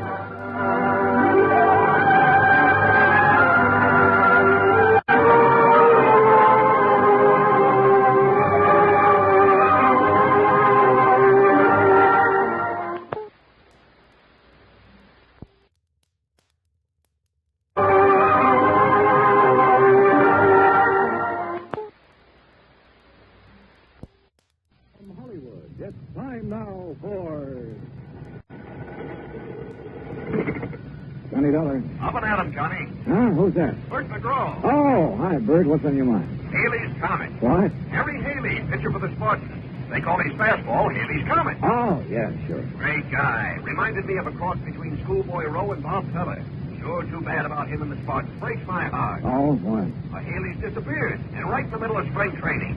Well, maybe he got tired of playing ball. You're kidding? A man that pitches like he does is making $60,000 a year doing it. Your company hold a policy on him? The $50,000 double indemnity. But that's incidental. The Spartans don't stand a chance this year without Haley. You're wrong, Bert. Huh? What about? That policy. $100,000's never incidental.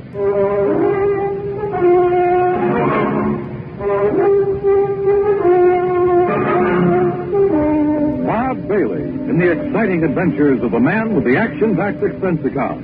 America's fabulous freelance insurance investigator. Yours truly, Johnny Dollar. And now, Act One of Yours Truly, Johnny Dollar.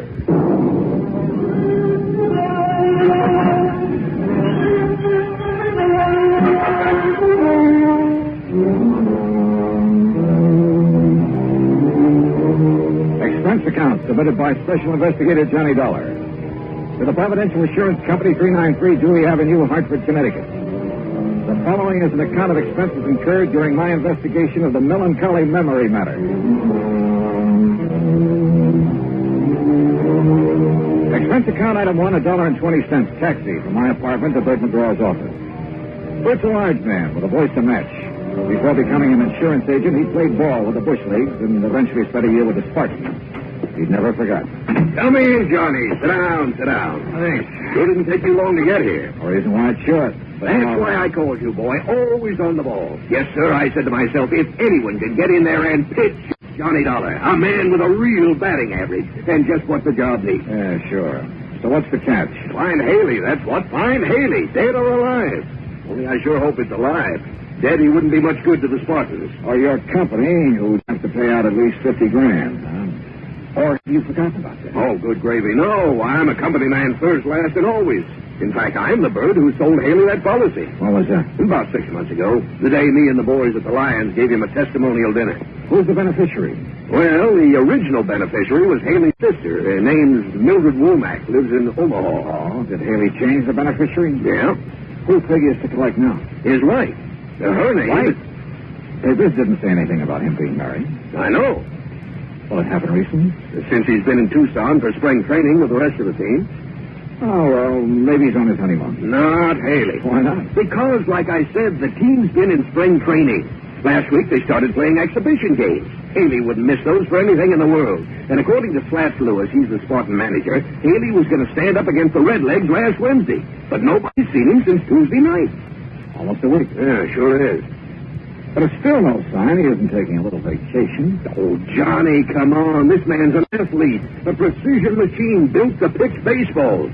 Did you know he started playing when he was 8 years old? Loves the game. Yes, sir. And he doesn't think of anything, ever, except playing it. I wouldn't say that. Hmm? He got married, didn't he? Oh, well, you know what I mean. Okay, Bert. Well, what do you got to go on? Well, maybe I got it right here. What's that? A telegram came in late yesterday. Here, read it. Feel sure my brother Harry Haley has been murdered. Please conduct thorough investigation before settling any claim on his estate. Signed, Mildred Womack.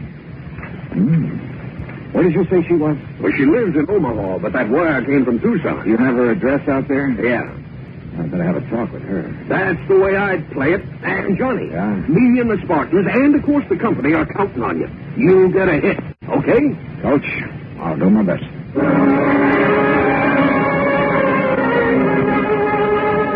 Expense account item 2, 10 cents for an afternoon paper. It contained a follow-up story on Haley's disappearance with a quote from his sister Mildred. But again, there was no mention of Haley's wife.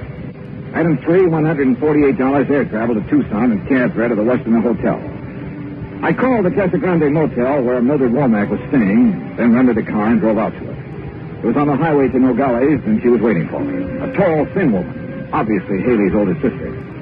I followed her in and sat down on a stiff chair between the bed and the dresser. You ever see Harry play, Mr. Dollar? No, ma'am. I'm afraid that's something I've missed. Oh. Well, this is his picture in case you want to know what he looks like. I've seen pictures of him in the papers and newsreels, Mrs. Womack. Handsome man, ain't he? And famous. Too famous. All that publicity about his new contract, that's what started the trouble. What do you mean? If he'd never reached the big leagues, he'd be alive today. You really believe he's dead? Of course I do. Did you read my telegram? Well, yes, ma'am. But do you have any proof of his death? That's all I need. Would you mind telling me what it is? The record of my brother's doings before I came to Arizona. Oh? I didn't get out here until the day before he disappeared. I came because Harry wasn't writing to me like he was supposed to, so I hired me a detective to find out what he was doing with his time. You hired a detective to follow your brother? There's no law against it. No. Especially when I suspected something was wrong. Yeah, I've had to watch out for Harry since our pa died 12 years ago. How old is your brother? 25. That's physically, but he's still a baby. Mrs. Womack, about this proof you have. I'll get to it. See, before Harry signed up with the Spartans, he never had nothing. And after last year, well, now they're paying him a heap of money. Naturally, a man like him, simple and all, but he was just like a ripe melon waiting for some little chippy to come along and pick him off the vine, which is just what happened. Then you know he's married. Of course I know, but I wouldn't have known if it hadn't been for that detective, Mr. Oglethorpe. You know why he kept his marriage a secret? Sure. Same reason I've tried to keep it one. What's that? Well, no. If you've got around broadcasting it, if you woke up some morning and found yourself hitched to a person called Juanita Torres. I don't know. Never met the lady. She ain't no lady, Mr. Dollar. Torres, Mexican. So? Well, you know. Afraid I know. Oh, no. Well, this Juanita, she works in a nightclub. Dance, as she calls it. That's what Oglethorpe told you? That's right. The way I figure it, Harry must have been good and drunk till they're talking into marrying her. Have you met her? Huh. Hope not. And don't plan to, neither. Well, don't you think that's being a little unfair, Mrs. Womack? I don't need to. I got all the information I needed from Mr. Oglethorpe's report. Little gold digger. But she's a horrible, cheap, painted dancing girl. You're sure of that? I am. As soon as she could, she had Harry change his life insurance, making her the beneficiary. And that was like putting a gun in her hand. And you think she had something to do with his disappearance? It's murder. It ain't no That's a very serious charge, Mrs. Womack. But she's serious. Mister, Harry didn't go off. Me. He had no reason to. There was no reason for him to leave without telling anybody. You're sure of that? You find the reason. I'll change my mind. When I finally got away from Mildred Womack, I headed cross town to the Oglethorpe Detective Agency. Mr. Oglethorpe wasn't in, so I forced him to call me, then stopped by Tucson's police headquarters. Lieutenant Snyder was in his office eating his lunch out of a paper bag. Louder, come in. Pull up the chair. Thanks, Lieutenant. You like hard-boiled eggs? Sometimes. Me too, sometimes, but not every day like my wife thinks I do. You want it? No, thanks. Me either. Sergeant tells me you heard about that Haley case. Yeah, that's right. That's not much, but you're welcome to anything we have on it. Well, what do you think's happened to him, Lieutenant? I don't know. When I'm around that sister of his, I'm convinced he's been murdered. And I start thinking about it logically. Yeah? Well, if he was murdered, where's his car, for instance? That missing too? It sure is. Bad new red convertible. Well, if he's got the license, it shouldn't be too hard to find. And like Haley shouldn't be either. Face as well known as his, you'd think somebody'd spot him. Well, we got an all-points bulletin out on both sides of the border, but so far nothing. Just how far is the border from here, Lieutenant? About an hour's time. Would be down there someplace. Yeah, but like your sister said, why would he leave his team, his friends, his sister, all of them, without even a goodbye?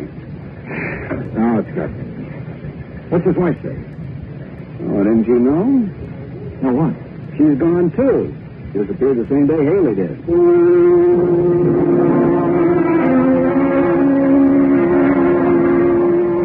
The Spartans were playing an exhibition game that afternoon. After telling Lieutenant Snyder where I was staying and asking him to call me if anything broke, I drove out to the ballpark. You know, there's a saying in baseball, if anybody knows a pitcher, it's the man who catches for him. And the Spartan catcher was Crawfish Crawford. After the game, I sent word in to him. A few minutes later, was standing in the Steamfield locker room.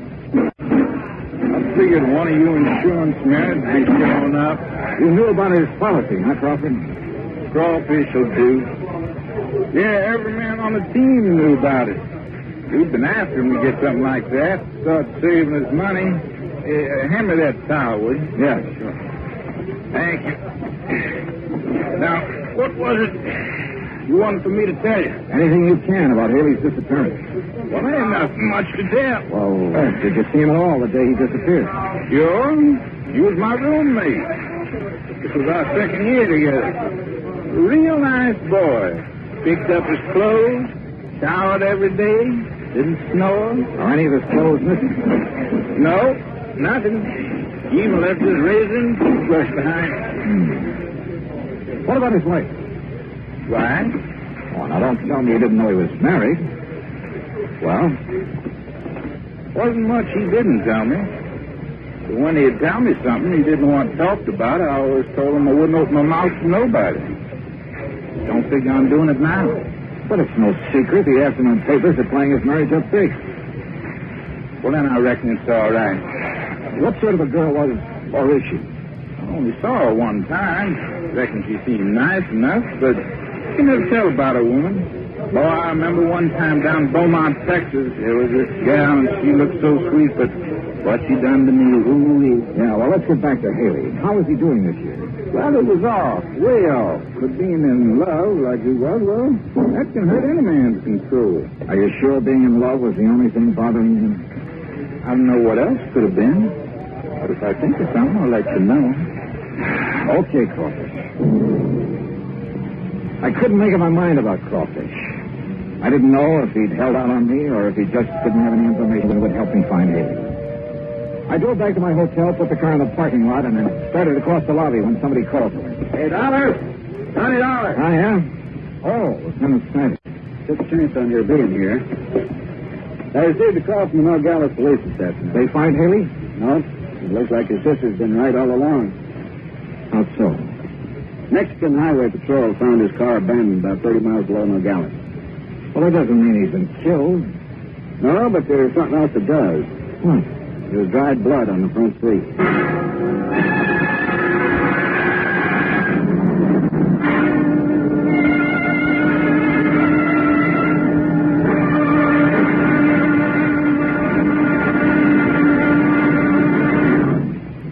Act two of yours truly, Johnny Dollar, in a moment. Our flag now numbers 50 stars. And behind each star there stands yet another flag representing one of the 50 states. Vermont's state flag, in its early form, imitated our national flag, uniquely bearing 17 stripes and 17 stars, with only the inscribed word Vermont to distinguish it. The good people of Vermont assumed, as did our national government, that stripes as well as stars would be added as each new state entered the Union. Vermont entered the Union after Tennessee and Ohio, and with Kentucky to join shortly, the Vermonters naturally put 17 stripes on their flag. In 1818, the United States Congress put a stop to this. And since then, the stripes have always been at 13, and only stars are added for each new state. Vermont's present flag captures the famous beauty of the Green Mountain State in its coat of arms, and inscribed is the phrase, Vermont, Freedom and Unity. Vermont's state flag, the flag of the 14th state to enter the Union, was adopted on April 26, 1923. Now, Act two of yours truly, Johnny Dollar, and the melancholy memory matter. After Lieutenant Snyder told me about the Mexican police finding Haley's car abandoned below the border, I asked if he was going down there. He said it was out of his jurisdiction, and besides, he thought the Mexican police could do as well as he could. Snyder left, and I crossed to the desk to pick up my key and messages. There was one from the Oglethorpe Detective Agency. Upstairs, I called their number. Oglethorpe speaking. Oh, Mr. Oglethorpe, this is Johnny Dollar. Oh, yes, Dollar. I'm sorry I missed you this morning. Well, it wasn't important. I just wanted to ask you a couple of questions. About Haley? About Mrs. Haley. Oh? What kind of question? Well, what kind of person is she? How do you mean? Do you think she married Haley for his money? I don't think nothing. I don't get paid for thinking. Just for reporting what I see. Well, what have you heard about her? You've been in the place where she worked, haven't you? Why, sure, but like with everybody, some folks like her, some didn't. Look at your Dollar. If you want me to do your job for you, fine, but you got to come up with some cash. I might. If you can answer this one. Try me. Where's she from? What's her hometown? Easy. A place called Magdalena. About 50 miles below the Mex border. Things were beginning to add up. But the total didn't look too good for Haley. Or for his wife either. And as much as I hated believing it, it did look as if Haley's sister, Mildred Womack, was right when she said the Mexican girl her brother had married was responsible for his disappearance. I called down for a drink and was getting ready to take a shower when somebody pounded on the door. Yeah, come in. It's unlocked. Just put it in. Oh, crawfish. Yeah. Well, come in. Sit down. No, I can't stay long. I'm going out to eat with the rest of the gang. Well? Well, I've been thinking, and I figure you might be able to make something out of this. Out of what? I'm breaking my promise to Harry by telling you. Go on. Well, he's been going to a doctor here. Oh? I ain't going to tell you no more than that. Oh, come on now. At least give me the doctor's name. It's Wolf with me. Wolf for the name. What are you doing? Looking it up in the phone book. Well, you can't call the nights after office hours. I'm just curious to see if there is such a doctor. What's the matter? Don't you trust me? Yeah. Yeah, I trust you, Crawfish. Is it here? Let's see. Yeah, Dr. George M. Wolf. Specializing. Yeah. Yeah, I see it. Thanks, Crawfish. You've given me the one thing I had to know. By the time I had the car checked over and filled with gas, it was about 8:30. The sign over the office at Casa Grande Motel served to light the whole court. Mrs. Womack's bungalow was dark, but I knocked on the door anyway. Yes? Who is it? Johnny Dollar. Mrs. Womack. I'm sorry if I woke you up this You didn't. I've been sitting for about 7. Lieutenant Snyder told me they found his car. There's blood on the seat. It's like I knew all along. Mrs. Womack, I wouldn't give up hope if I were you. I gave up hope when I heard he'd married that girl. And if I ever get my hands on her, Do you remember telling me this morning that if I could find a reason for Harry wanting to get away from everyone, to disappear, you'd change your mind about his wife? I remember. Well, I have that reason. What is it? I'll tell you late tomorrow afternoon. Tomorrow afternoon? Yes, ma'am. Provided you'll be ready to leave here with me at 8 in the morning. Leave for A where? little town south of the border. It's called Magdalene.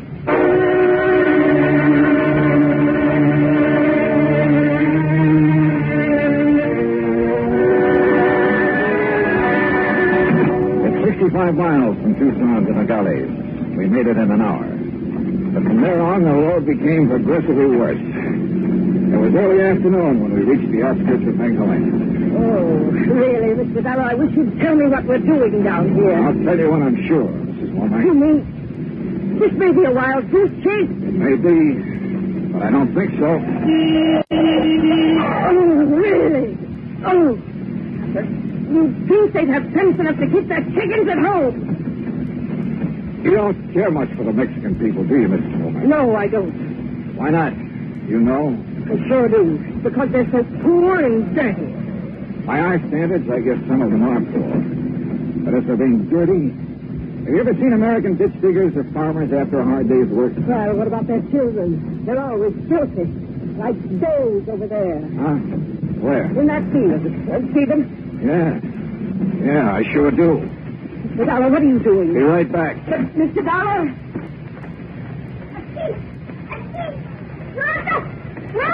Hey, Sonny. Sonny. Machado.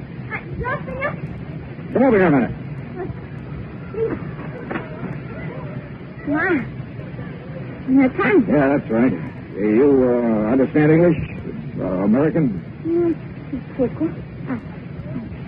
Good. Whoever taught you how to play baseball? We do not know who's good, senor. Yeah, I see. You have 5 bases out there. Yes, and for the first time she came to explain to us. I'm sure there's 5 bases. No? No. No, it does not matter, senor. We are grateful for what she gives to us for the, let me see. Home run! The bat. The shoes, the bat, and the guantes, the glove. Well, who is this lady? What's her name? What is she? What? Senorita Juanita. You know where she lives? In the room with her father. You want me to show the way? Yes, son. That'll be fine.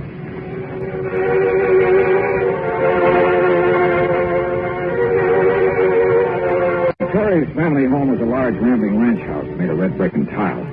I parked the car near the front door and we got out. I still hadn't told Mildred Womack why we were there. I only told her whose house it was. A servant escorted us into the living room, then left us alone. Really, Mr. Dollar. Yeah? What is it? Don't you understand how I feel? You think I can face these sorry people after that baby look of a daughter got away with my property? Your brother hasn't been done away with, Mrs. Womack. You aren't really sure of that. I'm not sure of anything. Whose blood did they find on the front seat of his car? Why not ask him? Him? Your brother. He's standing there in the doorway right behind you. Harry. Oh, Mildred. Oh, Harry. No. glad. I'm so very glad. Are you? Oh, of course I thought.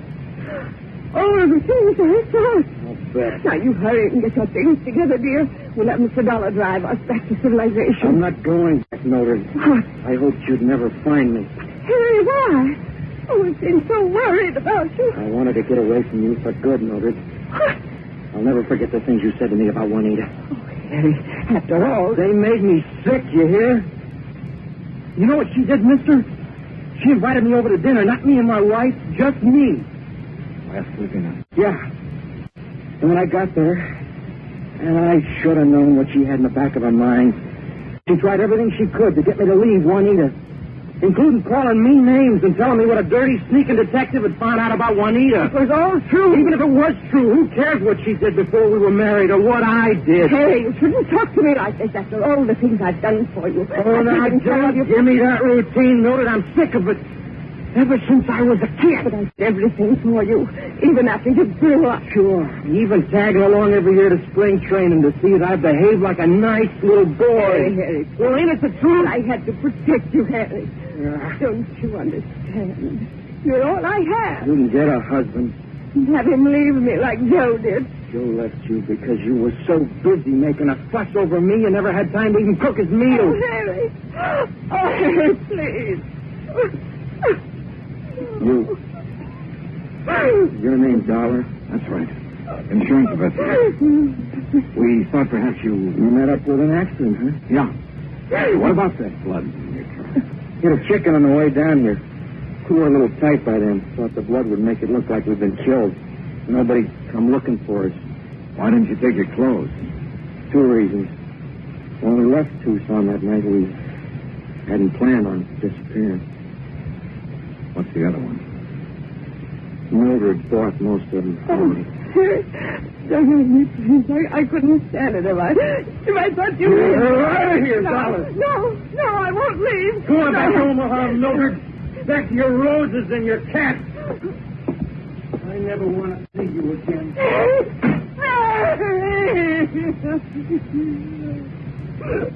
Call Max, please. I guess we got it. Mr. John, have I been wrong all this time?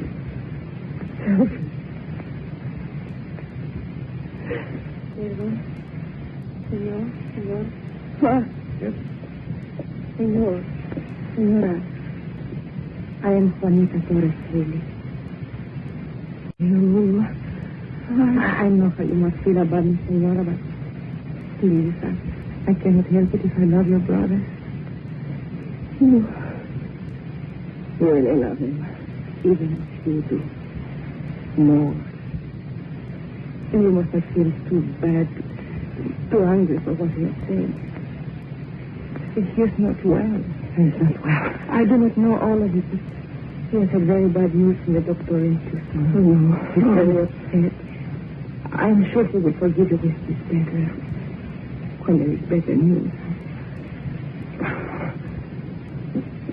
Thank you. Thank you for telling me. Juanita! Come in, querido.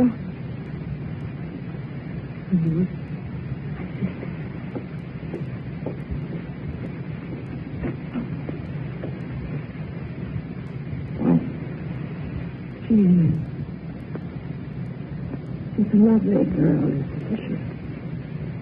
Yeah. You see her, senor? She's just left.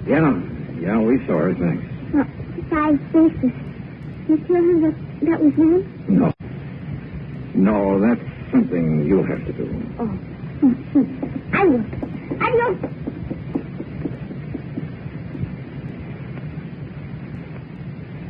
$2. Yeah. In Tucson last night. You said you knew the reason for Harry wanting to disappear. But you couldn't have known what he said just now. I learned he's been going to a doctor in Tucson. A specialist. Diseases of the eye. What? I called the doctor before we left Tucson this morning. He told me your brother is losing his sight. What? He's going blind.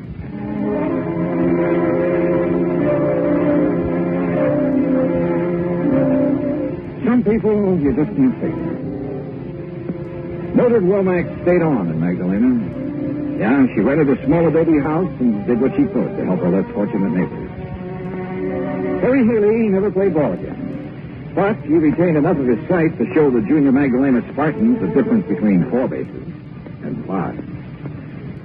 Expense account total, including car rental, hotel bill, incidentals, and transportation back to Hartford, $579.12.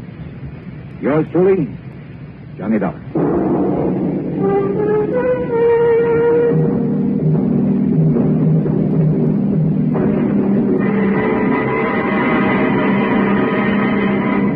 Now, here is our star to tell you about next week's story. Next week, 3 of the most unforgettable characters I've ever met. And believe it or not, a case that solves itself. Join us, won't you? Yours truly, Johnny Dollar.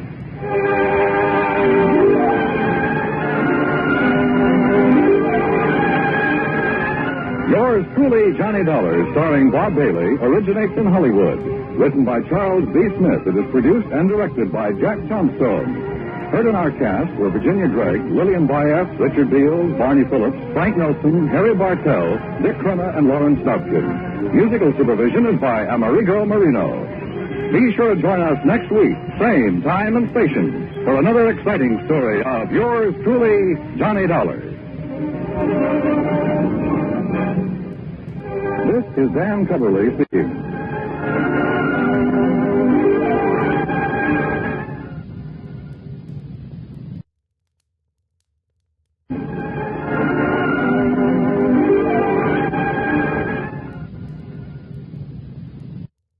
From Hollywood, it's time now for Johnny Dollar. You smell smoke, Johnny? What'd you say? Who is that? This is Henry Willoughby at Four State Mutual Insurance Company. Oh, hi, Hank. And I asked if you smell smoke. Should I? What kind? The kind $5,000 makes when it goes up in flames. Where? Over in Cranford, the Peerless Junkyard. Junkyard? That's right. But if there's only a $5,000 loss, how can you afford me? Because what I smell is arson.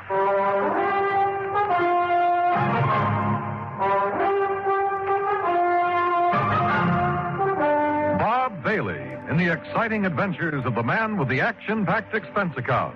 America's fabulous freelance insurance investigator. Yours truly, Johnny Dollar.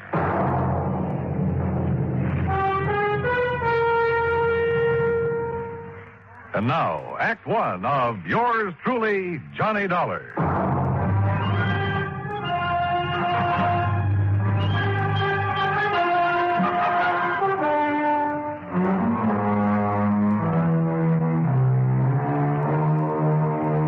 Expense account submitted by Special Investigator Johnny Dollar to the Four State Mutual Insurance Company, Hartford, Connecticut. Following is an account of expenses incurred during my investigation of the Peerless Fire matter.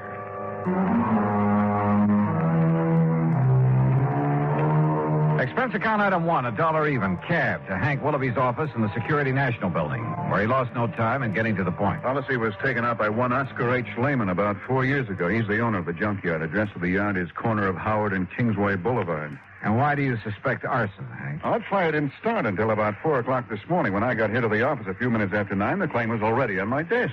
Almost as though he'd had it filled out and waiting, even before the fire occurred, huh? Precisely.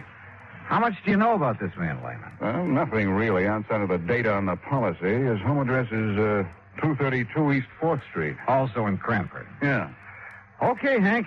I'll see what I can see.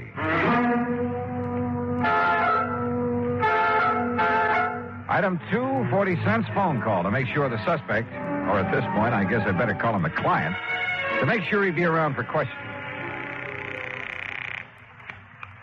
Here speaks Oscar Lehman.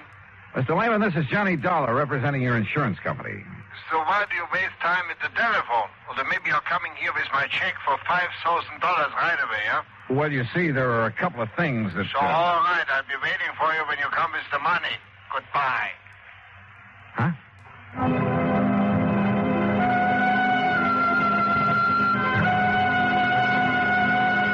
Item 3, $1.20 for a train ticket to Cranford. Item 4, $2 for an old rattle-trap taxi when I got there. Cranford is a new town, or rather a new one built on what was left of the old. When the big clock company folded up at the end of World War II, Cranford kind of fell to pieces. But situated as it was, just a few miles above the busy city of New Haven, a bunch of smart New York operators had stepped in and were busy making a nice modern residential community out of it. New stores, new homes, and all the fixings. You see there in the block up there ahead? Huh? You had a big fire there this day, a big junkyard. Yeah, I see. Man, it was really hot. Thought it was going to take the 3 houses there on Howard Street along with it. You know, flying embers and the heat and all. But the wind swung around. They didn't even get touched. Yeah, well, pull up, will you? I want to look it over. Okay, mister, you're the boss. Hey, you want me to keep the meter running? No, I'll leave you here. Okay. That's 85 cents. But it would have been $1.50 to where you first wanted to go. Okay. Hey, Hey, thanks. Boy, how I hate to see that junkyard gone. Oh? Why? Oh, well, that's where I've been buying my parts to keep this old crate tied together. You know something? It looks it. Now that Peerless is gone, I'll probably either have to get a new cab or either try and fix this one up right, you know, and that costs dough. Yeah, well, happy fixing. Yeah, like I say, though, out of something bad always comes something good. Sure. And I not only mean my taxi, mister, but them houses there, too. Well, what about them? Oh, they're on Howard Street. They've been beefing their heads off ever since the yard got its license. So now, no more junkyard. Now the whole place could be residential like it ought to. So like I always say, out of something bad always something comes... good, yeah. Yeah. Now, I got to get going. Hey, you know something? Maybe that fire gives me a good idea. Like, maybe I should burn up this old wreck of mine and the insurance company would have to give me a new one. Hey, how about that? Maybe you'd better be careful who you say that to. Oh, sure. Especially not to an insurance investigator. Yeah, like well, me. don't you worry, bud. I'm too smart. You? You? That's right. Oh, happy day. In spite of the valiant efforts of Fire Chief Dale Marley and his crew, the Peerless junkyard was just that, junk. And he agreed with the cab driver. The other property owners were probably glad to see the eyesore go up in flames. Well, you wouldn't like it either, Dollar, having a place like that in your front yard. And just take a look at those folks standing around. You'll see what I mean. Yeah, I must admit they don't look very unhappy about it. So the fire started in the shed that stood right here, huh? That's right, yeah. The big shed that Peerless used to store a lot of old furniture and stuff like that. Hey, Peters, hit that corner over there with some more foam. Okay, sir. Yeah, a fellow runs a grocery store on the caddy corner, and he sleeps upstairs over it. Said it woke him up. Went off with a boom, like a small explosion. Have you considered the possibility of arson, Chief? Yeah, I have. That's why I called New Haven and asked them to send up a couple of men from their special squad. But you found no trace? Nothing I could put my finger on. You got any ideas? Yeah? Yeah, I think maybe I have. I learned a long time ago that a lumber yard or a furniture factory were about the worst places in the world to look for signs of arson. The wood goes up so hot and so fast. And the remains of this shed wouldn't be much better. So I walked over to the little grocery store and spent item 5, 21 cents, for a loaf of white bread. Then I rejoined Chief Marley at the ruins of the The shed. arson experts can come up from it. Hey, what's the matter, Dollar? You get to eat breakfast? Oh, something like that. Hey, want a chunk? Not without strawberry jam and a cup of coffee. Hey, Herb, take it easy over there. Stomping around like that, you wipe out all the clues. Now, like I told you, Dollar, the fire started somewhere right around here. And the quick shift in the wind moved it over that way. Chief. Yeah.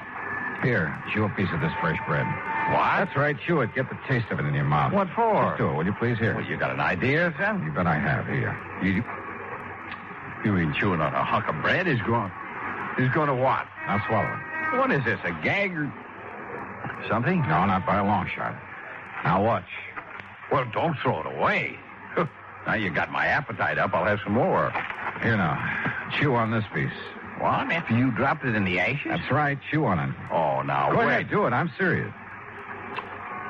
Holy kerosene. That's right.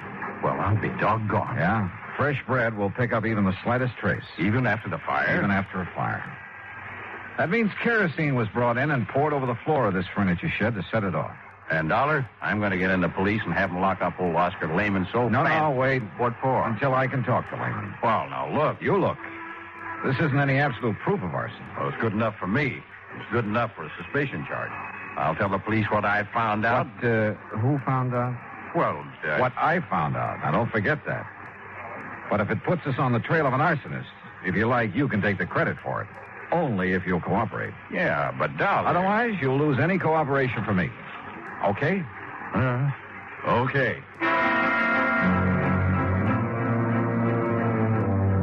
Item 680 cents cab to the address on East 4th Street where Oscar Lehman lived. Like the Howard Street address, this was a has-been section. Lehman's home reminded me of some of those on the other side of the town, next to the junkyard. When the old character let me in, I wasted no time in getting to the point. You ask why I should be staying here in my home instead of at the yard? And I'm asking you why not. What good can I do over there? My lovely junkyard is gone. There's nothing I can do. So I'm waiting here to collect the money your company owes me. So are you going to pay me or not? Oh, now, that depends.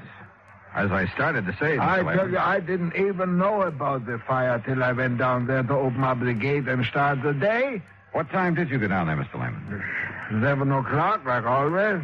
Well, you sure didn't waste any time getting your claim into the office in Hartford, did you? Of course not. So soon as I see what's happened, I sign up the claim and take it to Hartford. And the office is closed, so I leave it under the door. Yeah, well... What else could I do? Sit around and wait to think about it while the money's coming to me? It's my money, so I should have it. You know how much merchandise I have in that yard? $25,000. Retail? Yeah. Then why'd you burn it up? You think I'm crazy I should do such a thing? Don't you understand now I'm out of business, for God? Oh, what do you mean? My license for the yard on condition, you know. A conditional license? Yeah, that's right. If I'm not in business every day, I lose the license. I lose the lease on the land. Then they make houses, little stores. It's a big development company.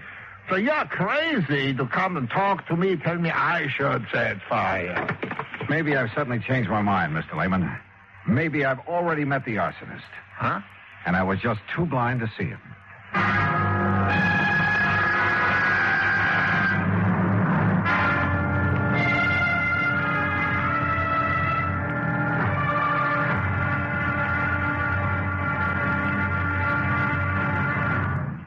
Act two of yours truly, Johnny Dollar, in a moment. Our flag now numbers 50 stars.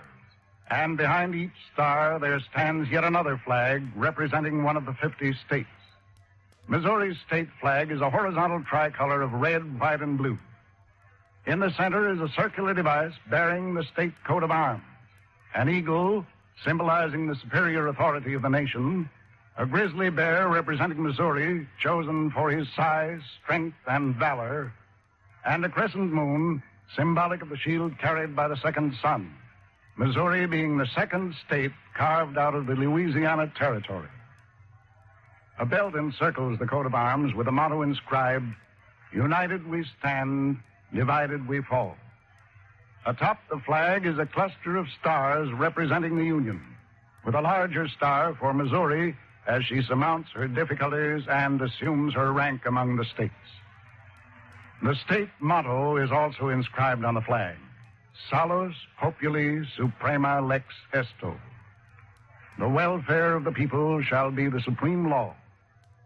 Surrounding the device is a group of 24 stars. Missouri's state flag, the flag of the 24th state to enter the Union, was adopted on March 22nd, 1913. And now, Act two of yours truly, Johnny Dollar, and the Peerless Fire matter.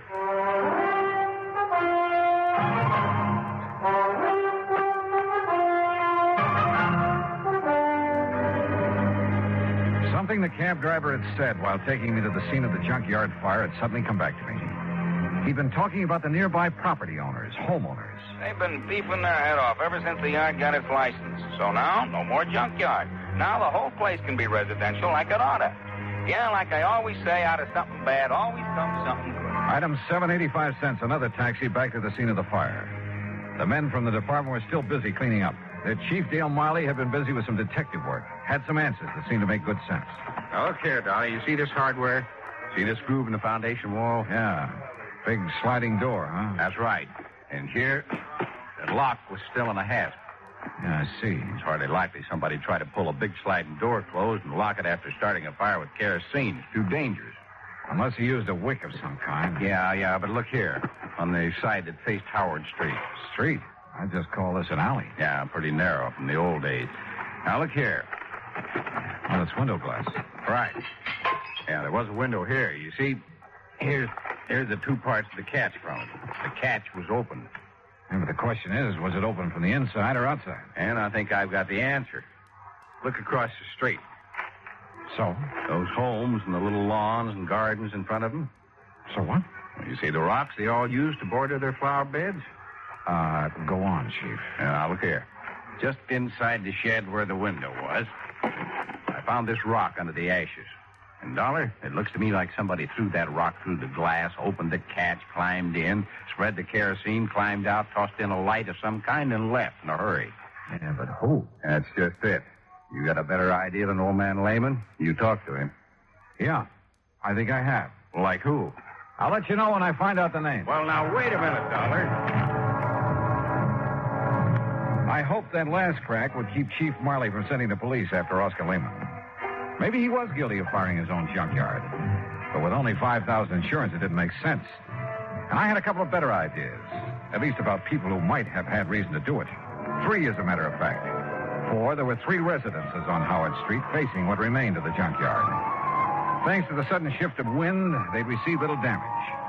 I walked down the short length of Howard Street to the first old house. The name Howard McNeil was on the little metal mailbox. Yes, well, what is it? Mr. McNeil, I'm Johnny Dollar, insurance investigator, looking into this junkyard fire. This is a fine time to come around selling insurance after the fire's out. You should know better, young fellow. No, you misunderstood me. I'm Why, not do selling. you know what would have happened if that wind hadn't changed? It would have set this whole block on fire. That's what it would have done. Would have burned us all out. We'd have been helpless. Yes, Mr. McNeil. Especially that poor widow lady, Miss Cummings, down there in the third house, right across from the shed where the whole thing started. Mr. McNeil. Yes? I'm not here to sell insurance. I'm investigating the fire, understand? Well, don't. What's that? You can stop right now. Just leave things as they be. Don't you know that fire was a blessing? I'm not quite sure I said blessing. That fire was the finest thing that's happened around here in years. Oh, you like its having happened, huh? You just bet I do. The only way we could ever get rid of that awful pile of junk right in our front yards. Now, maybe they'll give us back our nice little park that used to sit there. Or build a lot of track houses. Yeah, all right. What did they do? Anything is better than that wretched junkyard. I've hated it. Everybody's hated it. I hated it. Enough to set it on fire? Yes, sir. Absolutely. Oh, no. Me? Well? Mr. Dollar. A quiet, peace-loving person like me? Oh, no. Why, I wouldn't even think of such a thing. Especially since that fire might have got out of control and burned me out. Well, you carry insurance, of course. I do not. I don't believe in it. No, so don't you try to tell me anything. I told you I'm an investigator. Well, why don't you ask that Nazi if he had insurance? Nazi? Yes, that Oscar Lehman that owned that dirty junkyard. Why do you call him that? Well, he's a German, isn't he? Well, it doesn't make him a Nazi. Well, it does to me. Anybody who'd wangle a license to put up a filthy place like that on our beautiful street, especially if he's a German, well, to me, he's a Nazi of the worst kind, the very worst kind. Thinks he's a ladies' man, too. All right, now, have you any idea who, besides you, would have liked to see that place burned out? I certainly have. Who? Why don't you ask the police? They were here at dawn asking us all questions. You said asking us all. Of course, I mentioned the widow Cummings that lives in the third house, and then there's Miss Gertrude Mary Anastasia Conroy, the nice spinster lady who lives next door, and that's a very charming lady, Miss Conroy. Yeah, well, now would you mind? Oh, and what spirit she has. Now, that's the way I like them, Mr. Dollar. Ladies with spirit. And do you know something? One of these days, I'm going to ask her for a date in spite of the competition. You never have? No, sir. No. I'm not the bold type like some people I know, but I've been working up to it. And how long have you been the neighbor? 16 years, and you mark my word, one of these days I'm going to march right up on her front porch, and Miss Conroy, I'm going to say... Yeah, well, thank you very much, Mr. McNeil. Yes, but I was going to tell you, but... oh, dear, I must have said something wrong.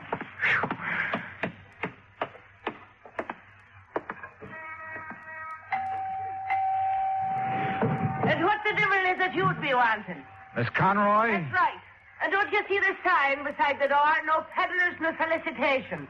So be gone with you. I'm busy clearing the smoke out of your house for that awful fire this morning. Well, that's what I'm calling about, ma'am, that fire. I'm an insurance investigator. Investigator, huh? Well, now, just a...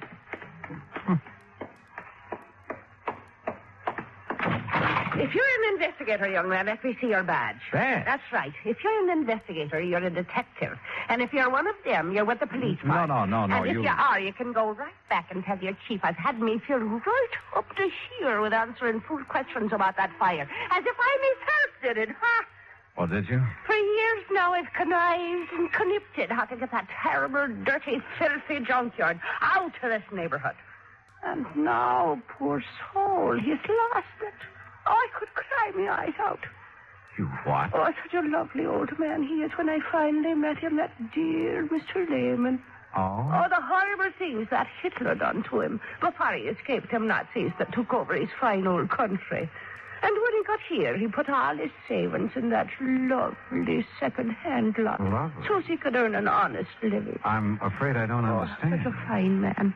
Such a gentleman. The way he'd click his heels and bow when he come calling on Sunday afternoon. Oh, he was such a gentleman. Wait a minute, Miss Conroy. I don't get it. A couple of minutes ago, you sounded as though you hated that junkyard. Second-hand lot. Oh. And so I did. Until I got to know that nice Mr. Lehman. And I'll tell you this. In spite and despite of the fact they won't ever let him set up in the same kind of business again. If it takes every cent I own, I'll see that he gets started in something else. Well, I'll be... Investigator, huh? Insurance investigator. And then I suppose I can tell you confidential that I've set me cap for dear Oscar. You mean you hope to marry him? Aye. And that I will before I'm through. But I got the impression that your neighbor, Mr. McNeil... Oh, that crazy old sticking him at that old coat, huh? But if you're from the insurance company, how can I help you, lad, with your investigation thing? Well, you can't tell me this. Was your friend, Mr. Lehman, in need of money, particularly? Well, no. His business has been good. He drives a nice car and keeps a nice home. But like I said, if he needs more than he's got to get started again, I'll be the first to help him. Besides, it will sort of help to bring us closer together if I'm worrying about him a bit, no, won't it? Yes, I guess it will. I just want to make sure. Now, wait a minute. Yeah? It's so blind I was thinking of me darling Oscar. So that's what you were up to with your nasty questions. What? Implicating that he might have burned up his place by his own self to get the insurance money. Is that what your evil, filthy mind was thinking of? I didn't say that. But that's what you meant, now ain't it? No, after all, somebody set that fire. And if he was in need of money... And just because I told the poor soul to get his claim in real quick this morning... You told him? Of course I did. Give him something to do besides standing around in the ruins crying his poor old eyes out, keeping his sorrows to himself. But I'll soon put a stop to that. I'll cook him up a real nice mess of corned beef and cabbage, German style, that is, and take it over for his supper to comfort and keep him company. And what will you be doing for the poor soul? Well, that depends. Oh, it depends, does it? Well, you and that insurance company better pay up what you owe him instead of making snide talk about maybe he himself set that fire in his... Oh, get out. Go on, get out. Why should I be wasting my time talking to the likes of you when I've got cooking to do for me? Oh, brother.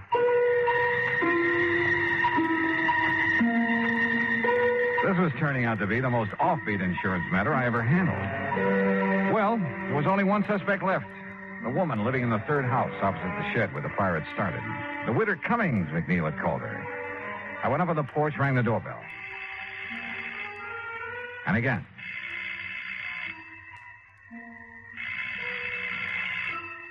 After the third time, I was about to decide no one was home when the door slowly opened. And just inside the door, in a wheelchair, sat a little old lady, pale, gray-haired. Her face reflected years of pain, of worry. I've been waiting for you to come, Mr. Dollar. You know who I am. I overheard you at my window when you talked to Mr. McNeil and Miss Conroy. Listening to the neighborhood is the only thing I have left these days, tied down as I am to this wheelchair. Yes, I see. I'm sorry. Come in and sit down, please. Thanks. There's, no one to take care of you here? Only Rudolph, who does as little as he dares. And you must take him away, Mr. Dollar. Rudolph? My stepson, who keeps me here, waits for me to die. What? Not even a rest home where I'd have care and friends, but here to die. He'd help me die, too, if he dared, because of the money. What money, Mrs. Cummings? That my husband left me. A lot, Mr. Dollar. And this Rudolph wants to get his hands on it? That's all he wants. That's why he wants me dead. But he hasn't dared kill me, because everybody knows that we're alone here together. And if I should die from his neglect, they'd know he did it. But he's smart. That's why he thought of the fire. He what? He thought that it would burn down this house, too, and trap me here. Mrs. Cummings, do you know what you're saying? The divine providence. The changing wind kept the fire away. He set that fire to burn this house and you? He's clever. He made it known that he'd be away all night, that he wouldn't be back here until he finished his work at the plant in New Haven. But he came back, Mr. Dollar, this morning before dawn. I heard him here in this house. And from this window, I could see him in the moonlight. Mrs. Cummings. No, I must tell you. Quickly, because he'll be coming back from work. His work. To keep up appearances, to keep them from suspecting. His gambling. The terrible people he goes out with at night. Gangsters, that's all.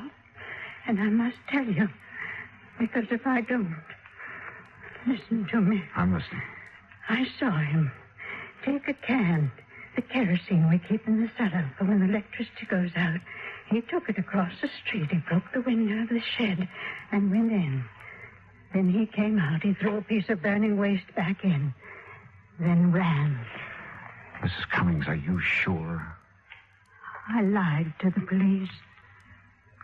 I couldn't make myself tell them. After all these years of knowing what he's been and saying nothing. But I thought I'd wait for him. Maybe when he saw his evil plan had failed, that I was still here. Maybe I could make him give himself up. But in my heart, I knew he wouldn't. Because he's bad. All bad. Mrs. Cummings, I'm glad you told me. God forgive me. But I knew that if I didn't, he'd find some other way to... You must take him away, Mr. Dollar. Before he does murder.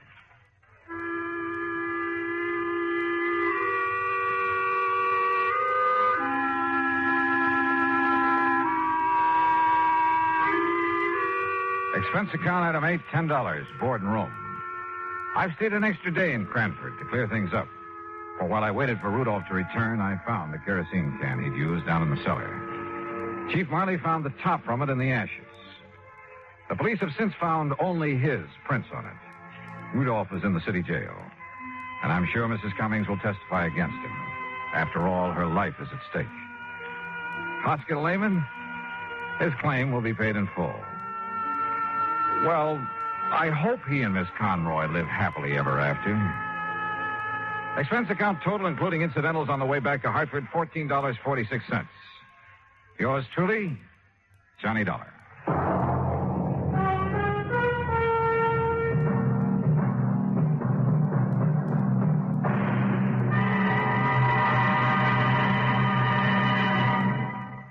Now, here's our star to tell you about next week's story. Next week, exploration in the high Sierra country of California. And at the end of the trail lies death. Join us, won't you? Yours truly, Johnny Dollar.